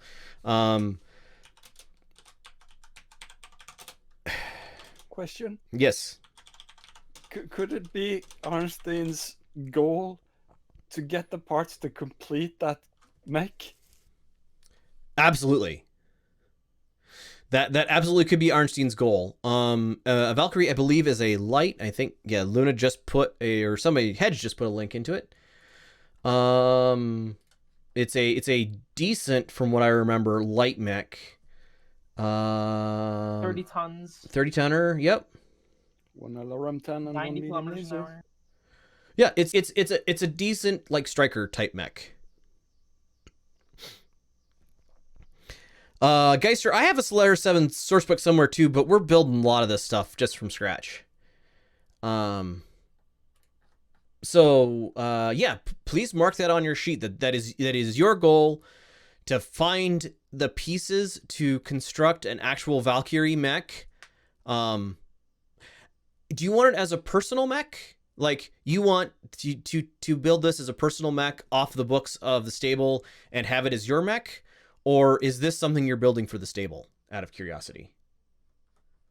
I'm thinking I want it as a personal mech, but keeping it, trying to source a slightly more useless Valkyrie head to trade with additional payment for the near pristine one that's in the wall of the stable. Yep. So the head that is in that inset into the face of the stable, right? So I picture the stable as there is a 2-story, actually probably 3-story bottom level that is mostly open. That is the mech storage. There's probably a small office on that. So you have a 4-story building, right? The first 3 floors are the mech area. That's like where your repair harnesses, all of the things you need to do, all the things you need to do mech, all of the mech, like tools and all of that stuff is in that area. So there's a small office in the front, and then behind it is this workshop area. And then the upper floor is like the living space. This is a place where you guys all live, where probably, if we have a couple of people, we'll figure out NPCs and stuff in a little bit, but like there's living space above that, and that is definitely like your apartments are up there, and they are supplied to you by the stable as long as you keep fighting for said stable. So, but the Valkyrie head itself is inset into the front of the building. It's on the living level on basically the 4th floor. And what it is at the end of the hallway, past your guys' apartments, is the back hatch to get into this head. And the inside of the head is a fully functional mech head / they have rigged it up to act as a training, what is it called? VR sim. Well, yeah, so basically you can use it as a training sim. And so if you want, you can flip on all the sensors and everything. Everything that would be in the head of a Valkyrie is perfectly valid and connected to this. And also, like, the neck connects inside the building, and there's a computer set up so that if you want to feed like combat data, if you guys want to watch from the seat of a pilot what a pilot saw in their last battle, you can set it up that and do it that way. So 100% fully functional mech head inset into the face of this building. Now I just have to find a slightly shittier Valkyrie head. So you need to find a Valkyrie head that is broken to replace this one, and also the torso and the legs and the all the other components, which are well, if you wanted to just buy one straight up, it's only a couple million, right? Valkyrie is 2.2 million C-bills. Yep, I've got 200. So okay, so we'll go ahead and transition into money, since it seems like a great place to talk about money. I say a C-bill is approximately equivalent to a US dollar, just for the GM's purposes. That means a couple hundred C-bills is, say, a decent day's wage. It is, say, 5 C-bills to go out to eat somewhere, to get a like fast food type thing. Around here, you would also have what's known as K-bills. K-bills are the Draconis Combine house currency. So you get roughly 10 to 1. So one C-bill buys you approximately ish 10 K-bills. In this part of town, say fast food, like hole in the wall noodle shop, a meal there costs, say, 10 or 12 K-bills. So your K-bills go further for like local things, but if you were to go into the Davion part of town and try to pay with something with K-bills, you might get yourself shot. Like, C-bills are good anywhere. Everybody takes C-bills. They are the moniker of trade. You will be paid for your mission in C-bills. Generally any credits or anything in game we do will be given to you in C-bills. But if you say to me, hey, I want to convert some of these to some house currency, I'll give you a rough translation, and like buying pistol ammo from a vendor in Little Curita is gonna be cheaper in K-bills than it would be if you were to buy it in C-bills as a part of like a real cost. But then you have to keep, then you as a person are having to keep track of how many K-bills do I have, how many C-bills do I have, what can I buy with C-bills, like mech parts, those are always going to be in C-bills. What can I buy with K-bills, which things like, ammo, food, so on and so forth. Yeah, exactly, Geister. So to just straight up, if you wanted to just straight up buy a functioning Valkyrie, which you could do on this planet, 2.2 million C-bills. Nope, I don't want to straight up buy one. I want to build one. All right.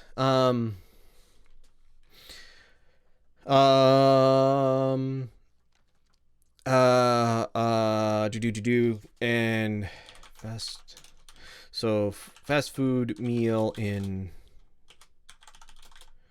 So fast food meal would be about 5 C-bills, or like a hole in the wall place that takes K-bills for food, like a noodle joint, let's say, or street food vendor, that sort of thing, 12. So a little more than 1 C-bill would buy you food, like buy you a meal in Little Curita, as long as you had the K-bills on you, because if you hand them C-bills, they're going to ask for like 2 or 3 because they have to do the conversion. But the 2 or 3 are still cheaper than 5 in the not the hole in the wall. Right. So the McDonald's equivalent, the place that everybody knows won't give you food poisoning, Yeah, that's gonna be 5. Absolutely, you can transfer as many of that as you want to. Just please keep track of that yourself. I might ask for something paid in like specific like house currency at some point, but to start off with, I don't think I'm gonna get that. That will probably come in as I get a feel for the flavor that I want specifically. So speaking of credits, how much do our characters start off with? It's the background, right? Yeah, it's part of the background equipment package. So yeah, your equipment package should say you get these items and certain number of credits. I got 25 credits. That's 25 C bills then, right? Yep. Convert Hey, 5. looks like I'm actually quite rich. I've got 200 of them. Figures I'm broke. I got life-saving stuff, so I'm good. So like the food you guys eat in your stable is somebody goes grocery shopping and puts some stuff in the fridge every week, and so you are free to take stuff from this like fridge, bring it in, make your own meals, and so on and so forth. You guys have full apartments, so don't think of this as like you have a room. You guys have full, if somewhat small, apartments as part of being part of this stable. And so you have, probably like a 1-bedroom, or possibly think of it more like a efficiency style apartment. So there's you have your bed, and there's a screen, and then another room is the kitchen, and then you have a bathroom, and that leads out into the main hallway. So this is, we're going to add text here. So this is VAL, I saw it spelled somewhere.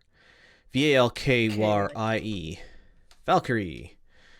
Color of, we're going to put you as green. No, that's a bad color. Bad. There we go. That's probably a good. Okay, so Valkyrie. Right there. Nope. No, alt. Haha. Yeah. All right, so we're going to select all of this and send it to the map layer. Yes, okay. Hedge. Which house? Yes, Just answering yes. Go ahead. Oh, which house do you guys see as your strongest rival? Merrick, the honorless rascals. Awesome. Is it spelled? M-E-R-C? M-A-R-I-K. There you go. That's a name. So this is the Free Worlds League. So the Free Worlds League is Space America. Yeah, but we'll go with Space America. They vote every certain number of years to who's gonna be the leader of the Free Worlds League, and it always for some reason comes up House Merrick. It's just strange how that works out. But your vote counts. So generally, Draconis Combine is very dictatorial, run from the top down, but not nearly as tight-fisted as House Liao is. Merrick is the Free Worlds League is very freewheeling, and yeah, a lot of space pirates, mercenary companies, people who have a little more freedom of thought, say, come from House Merrick. Allied House is House Draconis Combine, or House Kurita. All right, so we are gonna say district. Gonna add because it's more fun if they're close by. Drawing tool, draw shape. color. Merrick is usually blue, I think. What color is it on the inner sphere map? It's purple. Let's go with purple. Purple. Haha. So if you're... No, that's the wrong place. We're gonna put it... All right. So right here, it's a little smaller, but there is some overlap. Right here is oopsie. What are we gonna call this? We can't, because so Little Kurita is the New Texas. I love it. Okay, so this is the new Texas district. So shape, text. We're gonna I love it. The only thing that would be more fun. I'm not saying we should swap it, but the only thing that would be more fun or more confusing would be something like New Orleans. I'm gonna go with New Texas. Yeah, go. It just confuses. I'm just. I guess it's 22 is the letting size. you know the single thing that would be more confusing than New Texas would be something like New Orleans. Okay. So New Texas is the, I guess, Merrick associated portion of town. This part of town right here, real important to know when you walk into a shop what money to give them. Because if you give them the wrong money, there's a very real chance that somebody... So if you walk into... This is the fun part. If you walk into a shop that is predominantly Merrick in that part of town and hand them K-bills to pay for something, they will take their money, hit a button underneath the desk, and the Yakuza standing outside will like, as you guys like leave the door, one of them will just quietly stick a knife in your side and walk away. Like, not even trying to murder you, just like, no, you screwed up. Don't do that. Lone Starbucks, I love it. Oh, that's... Somebody write that down. Anyway, so New Texas, so that is House Merrick associated part of town, just kind of in that general direction. And so, it is 4 o'clock. We have two options at this point. I can run Decima for the three of us who are here. Will take probably a half an hour to an hour. We can hold off, see if we can recruit one more player. So anybody in chat who's watching right now, Geister, say, since you're commenting, anybody who wants to join in with this, we can have them come in. We can help them make their character.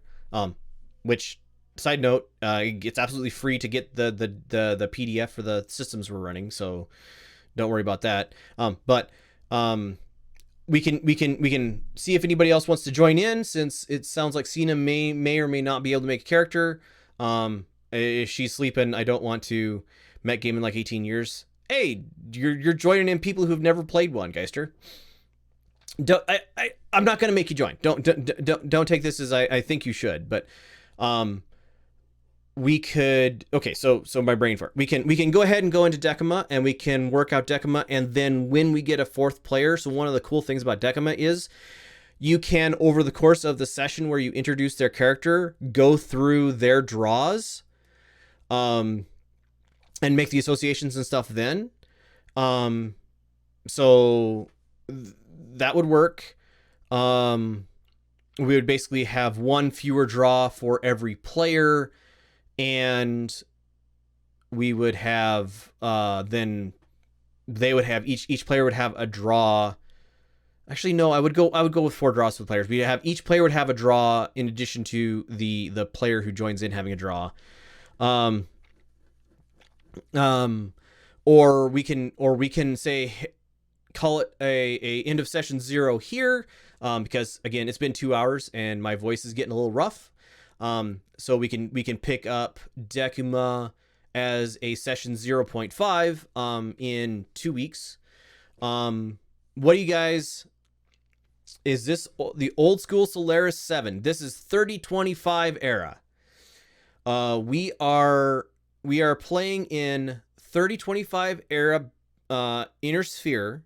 3025. I haven't pinned down exactly. It's be 3024 to 3030. I haven't pinned down an exact year yet, but in that range, before the fourth succession war, between the third and fourth succession wars. So that's 30 years to be determined. We are using Stars Without Number as the person level conflict resolution, and we are using MegaMek as the pre-95. All of your source books for the MegaMek will absolutely work. Also, MegaMek handles all the roles for you. My favorite source book is sitting right here. I'm going to be pulling a significant amount from this book right here. It is the 3025 Battletech TR 3025. All of the starter mechs you guys will have are going to come from this book. Actually, that's one thing we should do before the end of today. Is you might have that tech readout. I would not be surprised. We should do before the end of the day. We should determine what mechs you guys have, and two things: what mechs you guys have, and is this stable just the players, or is this stable bigger? I'm suggesting just the player characters, but if we have a bigger stable, one of the things that would do would be, let us say, bring in guest stars. If somebody wants to join for a week for some reason. But you always have more people that are doing maintenance and stuff, right? Yeah. So each mech will have for a stable, each two mechs will have one technician and two as technicians or Aztecs, associate technicians. So each pilot are considered for a Mechwarrior stable. Generally, each pilot is one of the two as technicians or associate technicians for their mech. You guys are helping to prepare. Zerder's character is the technician for his mech, and he has two associate technicians underneath him. And you guys have an associate technician that you help do the grunt work of lift this 50-pound thing and hold it here. I have to screw these bolts in for 5 minutes. So there's if there's only the 3 mechs or 4 mechs, there's gonna be one other technician in the stable other than Arneson. I would think it'd be maybe more interesting if it was a bigger stable. Then we could have more NPC interactions. There'd be more chances for, hey, how'd your round go? Okay. Talk with people coming back from other battles, and I do kind of like the guest thing too. So that'd be my vote. We will say that this stable is maybe company in size, so 12 total. So three lances of 4 mechs each. You guys are associated with each other. So do you want to be do you want the player characters to be the air quotes scout lance, the air quotes attack lance, or the air quotes assault lance? So scout lance will be 1 to 2 mediums and 2 to 3 lights. The attack lance will be 1 to 3 heavies and 1 to 3 mediums. And an assault lance will be 1 assault, 1 heavy, and 2 mediums. My vote is selfishly going to be on the one that allows for the completed Valkyrie at some point. Right. So I'm gonna assume that's gonna be your thing. So that would be valid for you to have in any one of the 3. So, but I would suggest maybe you go because Valkyrie's a light. I would suggest maybe you would be more in the lines of the attack lance, the mediums and heavies. That's kind of what I was thinking too. Was attack lance? Attack lance is a good place to start, because you could even fit a light in there if you really wanted to. Like a Jenner would fit pretty well in something like that. Yeah, and honestly, the Valkyrie would as well, as because they are a little more indirect fire. So okay, so we're gonna go with the attack lance. So that is 1 to 3 heavies and 1 to 3 mediums. I would like everybody to roll me 2d6. Just roll me 2d6. 5 is a medium. 9 is it's either a heavy medium or a light heavy. And 11 is a heavy. All right. So Marina, you are in a medium mech. You are in a sniper-ish role is where you said you wanted to be, right? Yeah. But it's maybe a bit too expensive one. Something like a blackjack or a trebuchet would put you in the back of the field and give you blackjack is a direct fire. Basically you have a bunch of autocannons and a couple of lasers, and you stand in the back in the back of the line, and you dump direct damage into enemies, and you have your jumpy, so you can like jump around the battlefield. Somebody want to bring up the blackjack? Actually, I think I can. Hold on. Enforcer is heavier than I want. The Centurion. BJ1 blackjack, I believe. Yep, BJ1 blackjack. So, this is a blackjack. It has 2 AC2s, which are honestly not great, and 4 medium lasers and jump jets. So it stands in the back. It stands as far away as it can possibly get from every other piece of equipment on the battlefield, and just deals damage over long distance. And you can basically keep that up forever. Like running an AC2 out of ammo is practically impossible in the rounds that we're going to get to. Right. A trebuchet, page 60. That is 60. AC2's ammo per ton 45. So trebuchet is, I think, a little heavier than blackjack. So blackjack is 45 tons, trebuchet is 50 tons, so it's a little bit more valuable a mech. Has 2 LRM-15s, and so a trebuchet it has 3 medium lasers. Trebuchet has almost no armor to speak of, but what it does, it stands in the very back of the battlefield, as far away as the blackjack, basically the same distance, and it lobs LRMs at its opponents. The thing is, it only has enough ammo for 8 rounds of firing for all of its guns. So whereas the blackjack can basically sit back, and 45 rounds at 1 per round to give to 23-ish rounds can stand back and unload for 23 rounds.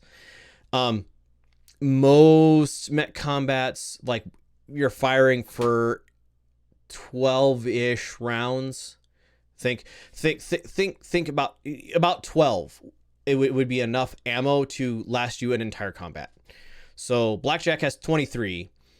Trebuchet has 8. So trebuchet is likely running out of ammo before the end of combat. And they have much less armor to speak of. does LRM do more damage than So yes, the LRM 15s do 15 points of damage.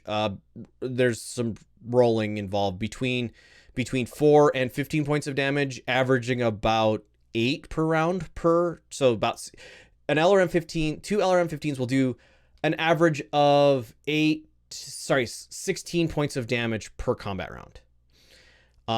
AC2s will do an average. The two AC2s will do an average of 4 damage per combat round. I think my character would go for the higher damage ones that has less armor, and if the ammo would run out, would get closer with the lasers, right? Okay, so trebuchet, you have yourself a trebuchet. All right. Arnstein, you rolled a 9, which is a heavy medium or a light heavy. So we're talking 55 to 60 tons. What do you see, like, your character, what kind of combat role do you see yourself fulfilling? So Marina is definitely stand back and fire. What kind of combat role do you see yourself? And I think I know what I want to put you in, but I want to hear what you want to say. Well, seeing as I can't punch worth a dang and I can't shoot worth a dang, I'm thinking something really punchy that I can just march up into the face of something and go, "Hey, knock, knock," with a big heavy mech fist. So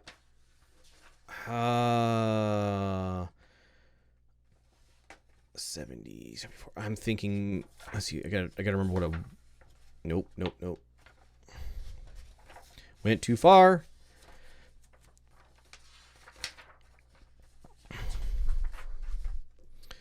So Wolverine or a dragon.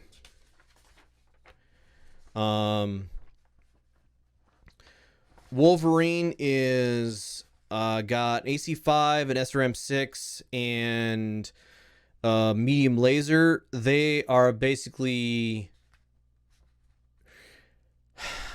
they're definitely trying to close on their opponent and get up close enough to hit him with the AC6, or sorry, the SRM6.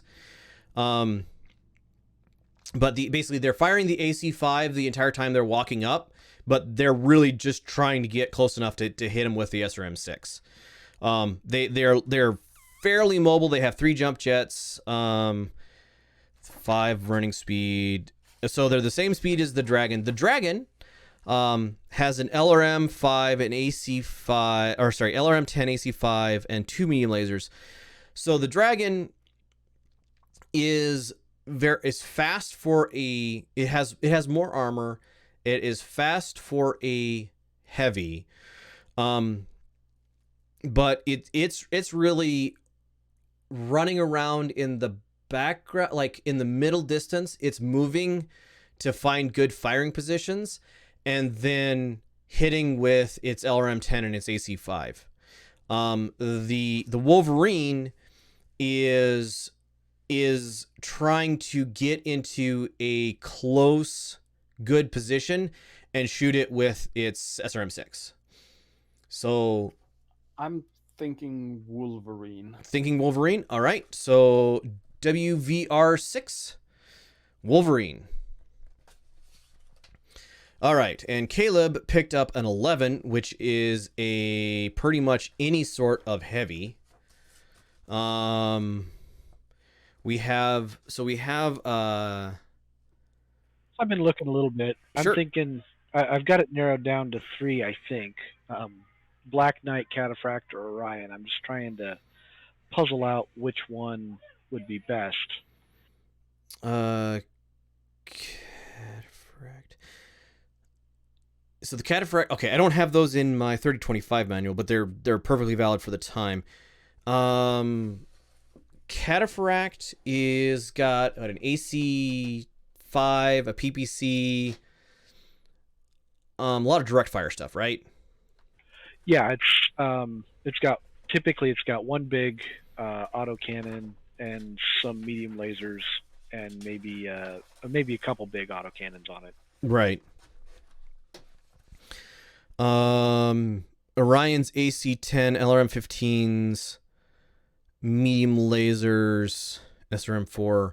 That's just kind of an all-over everything mech. Yeah, I think let's rule out the Orion. It's not focused enough. What about a Thunderbolt? Ooh, I thought about that. That's not a bad one. A lot of direct fire, LRM-15, some medium lasers, SRM-2, machine guns. That's definitely so your character's much more punchy. Thunderbolt likes to get in close and unload with, 3 medium lasers, an SRM-2, and 2 machine guns, and a large laser at close range, and basically has the LRM-15s as, hey, I'm walking up to you, making sure you don't forget about me. Yeah, that wouldn't be bad. I'm definitely thinking not an archer or catapult. I don't want to be fire support. Grasshopper, if you wanted to say, like, rapidly approach the enemy. Yeah, I think it's a little underpowered. I'm not sure that's under-weaponed. I don't think that's what I want. I looked at it, but I'm thinking Thunderbolt, not MegaMek. Crusader would be fun. I haven't looked at one of those for a long time. Crusader is a weird one. So it's got LRM-15s. It's got 2 LRM-15s, 2 SRM-6s, machine guns, and medium lasers. Nope. And it's got, I think the SRM-6s are in the legs. Yeah. No, I don't want that one. Yeah, so the SRM-6s are in the legs. So the Crusader is weird because you want to be right up close to it, but you can't kick. We're looking at 70 to 60. Let's call it 65 to 75 tons, Geister. I really like the Black Knight. I don't know. I think it's available in that time frame. I just am worried about the heat because it's pure energy. Let's see. Do I have my other 3025 TRO here? I don't think I do. I'm not familiar with the Onslaught. All right, let's open up. Sarna. So Black Knight. I think that one's pretty rare at this time frame. 2578. So it's available. I was looking at what variant might work, and none of them. The BL7 KNT is probably what it would have to be. I'm gonna say the default variant is the one I'm gonna go with for everybody. So it'd be the BL7 KNT. 6 is the one on the card on the right.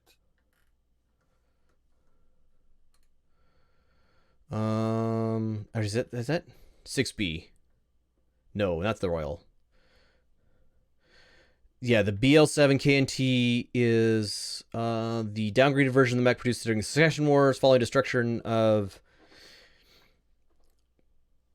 CCAF. CCAF is Combine? No, it's Capellan. That's a Capellan mech. Oh, interesting. I would say if you wanted to do a Black Knight, that would be fine. They run really, really hot. Like, yeah, you're firing the PPC or the large lasers. And it's got a lot of weapons, and you can choose which one of them you want to fire. Right. He's got 20 heat sinks, so you can choose. So you can fire and not build any heat. You can fire 2 larges, or not build too much heat. 2 larges and 2 your medium lasers, or the PPC and 3 medium lasers. If you fire a PPC and a large laser, you're building. Nope, that's 0 heat. PVC, a large laser, and a medium laser is 0 heat gained. The 4 medium lasers are 0 heat gained if you don't fire any of the other guns. You actually shed heat. So, but yeah, you if you do an alpha strike, it's 10, 26, and 12 is 38 heat, 18 heat. You're in shutdown range, in one alpha strike. I think 18 is solidly in. You need a pretty good piloting roll to not shut down. I think let's go with the Thunderbolt. Looking through it, the Thunderbolt, it's going to run pretty hot too, but it's a little bit more realistic. I like the Thunderbolt as well. They doesn't show up as often. So yeah, we'll go with the Thunderbolt. All right, so we have ourselves. That large laser is scary on that. The Thunderbolt large laser is canonically does more damage than a standard large laser, but we're not getting into quirks yet. But yeah, you can fire at lots of ranges. You've got the support in the back. All right, so that works. Thunderbolt, it's the TDR5S version. All right, so everybody has their mechs. I think it's 4:30. I think what we'll do is we will wait until next session to go through Decima and see if anybody else wants to join in the group between then and now. If not, that's fine. If so, we'll get them offline to create their character. And other than that, we will call that. So next time, 2 weeks from now, we will do session 0.5, where if we have another person join in, we'll add them to the group. Otherwise, we'll go with 3-person Decima. We'll build the local area, a little more about NPCs and stuff in the area, and a little bit more about the conflicts and stuff going on in the area. So please join me then. Thank you everybody for watching. Bye.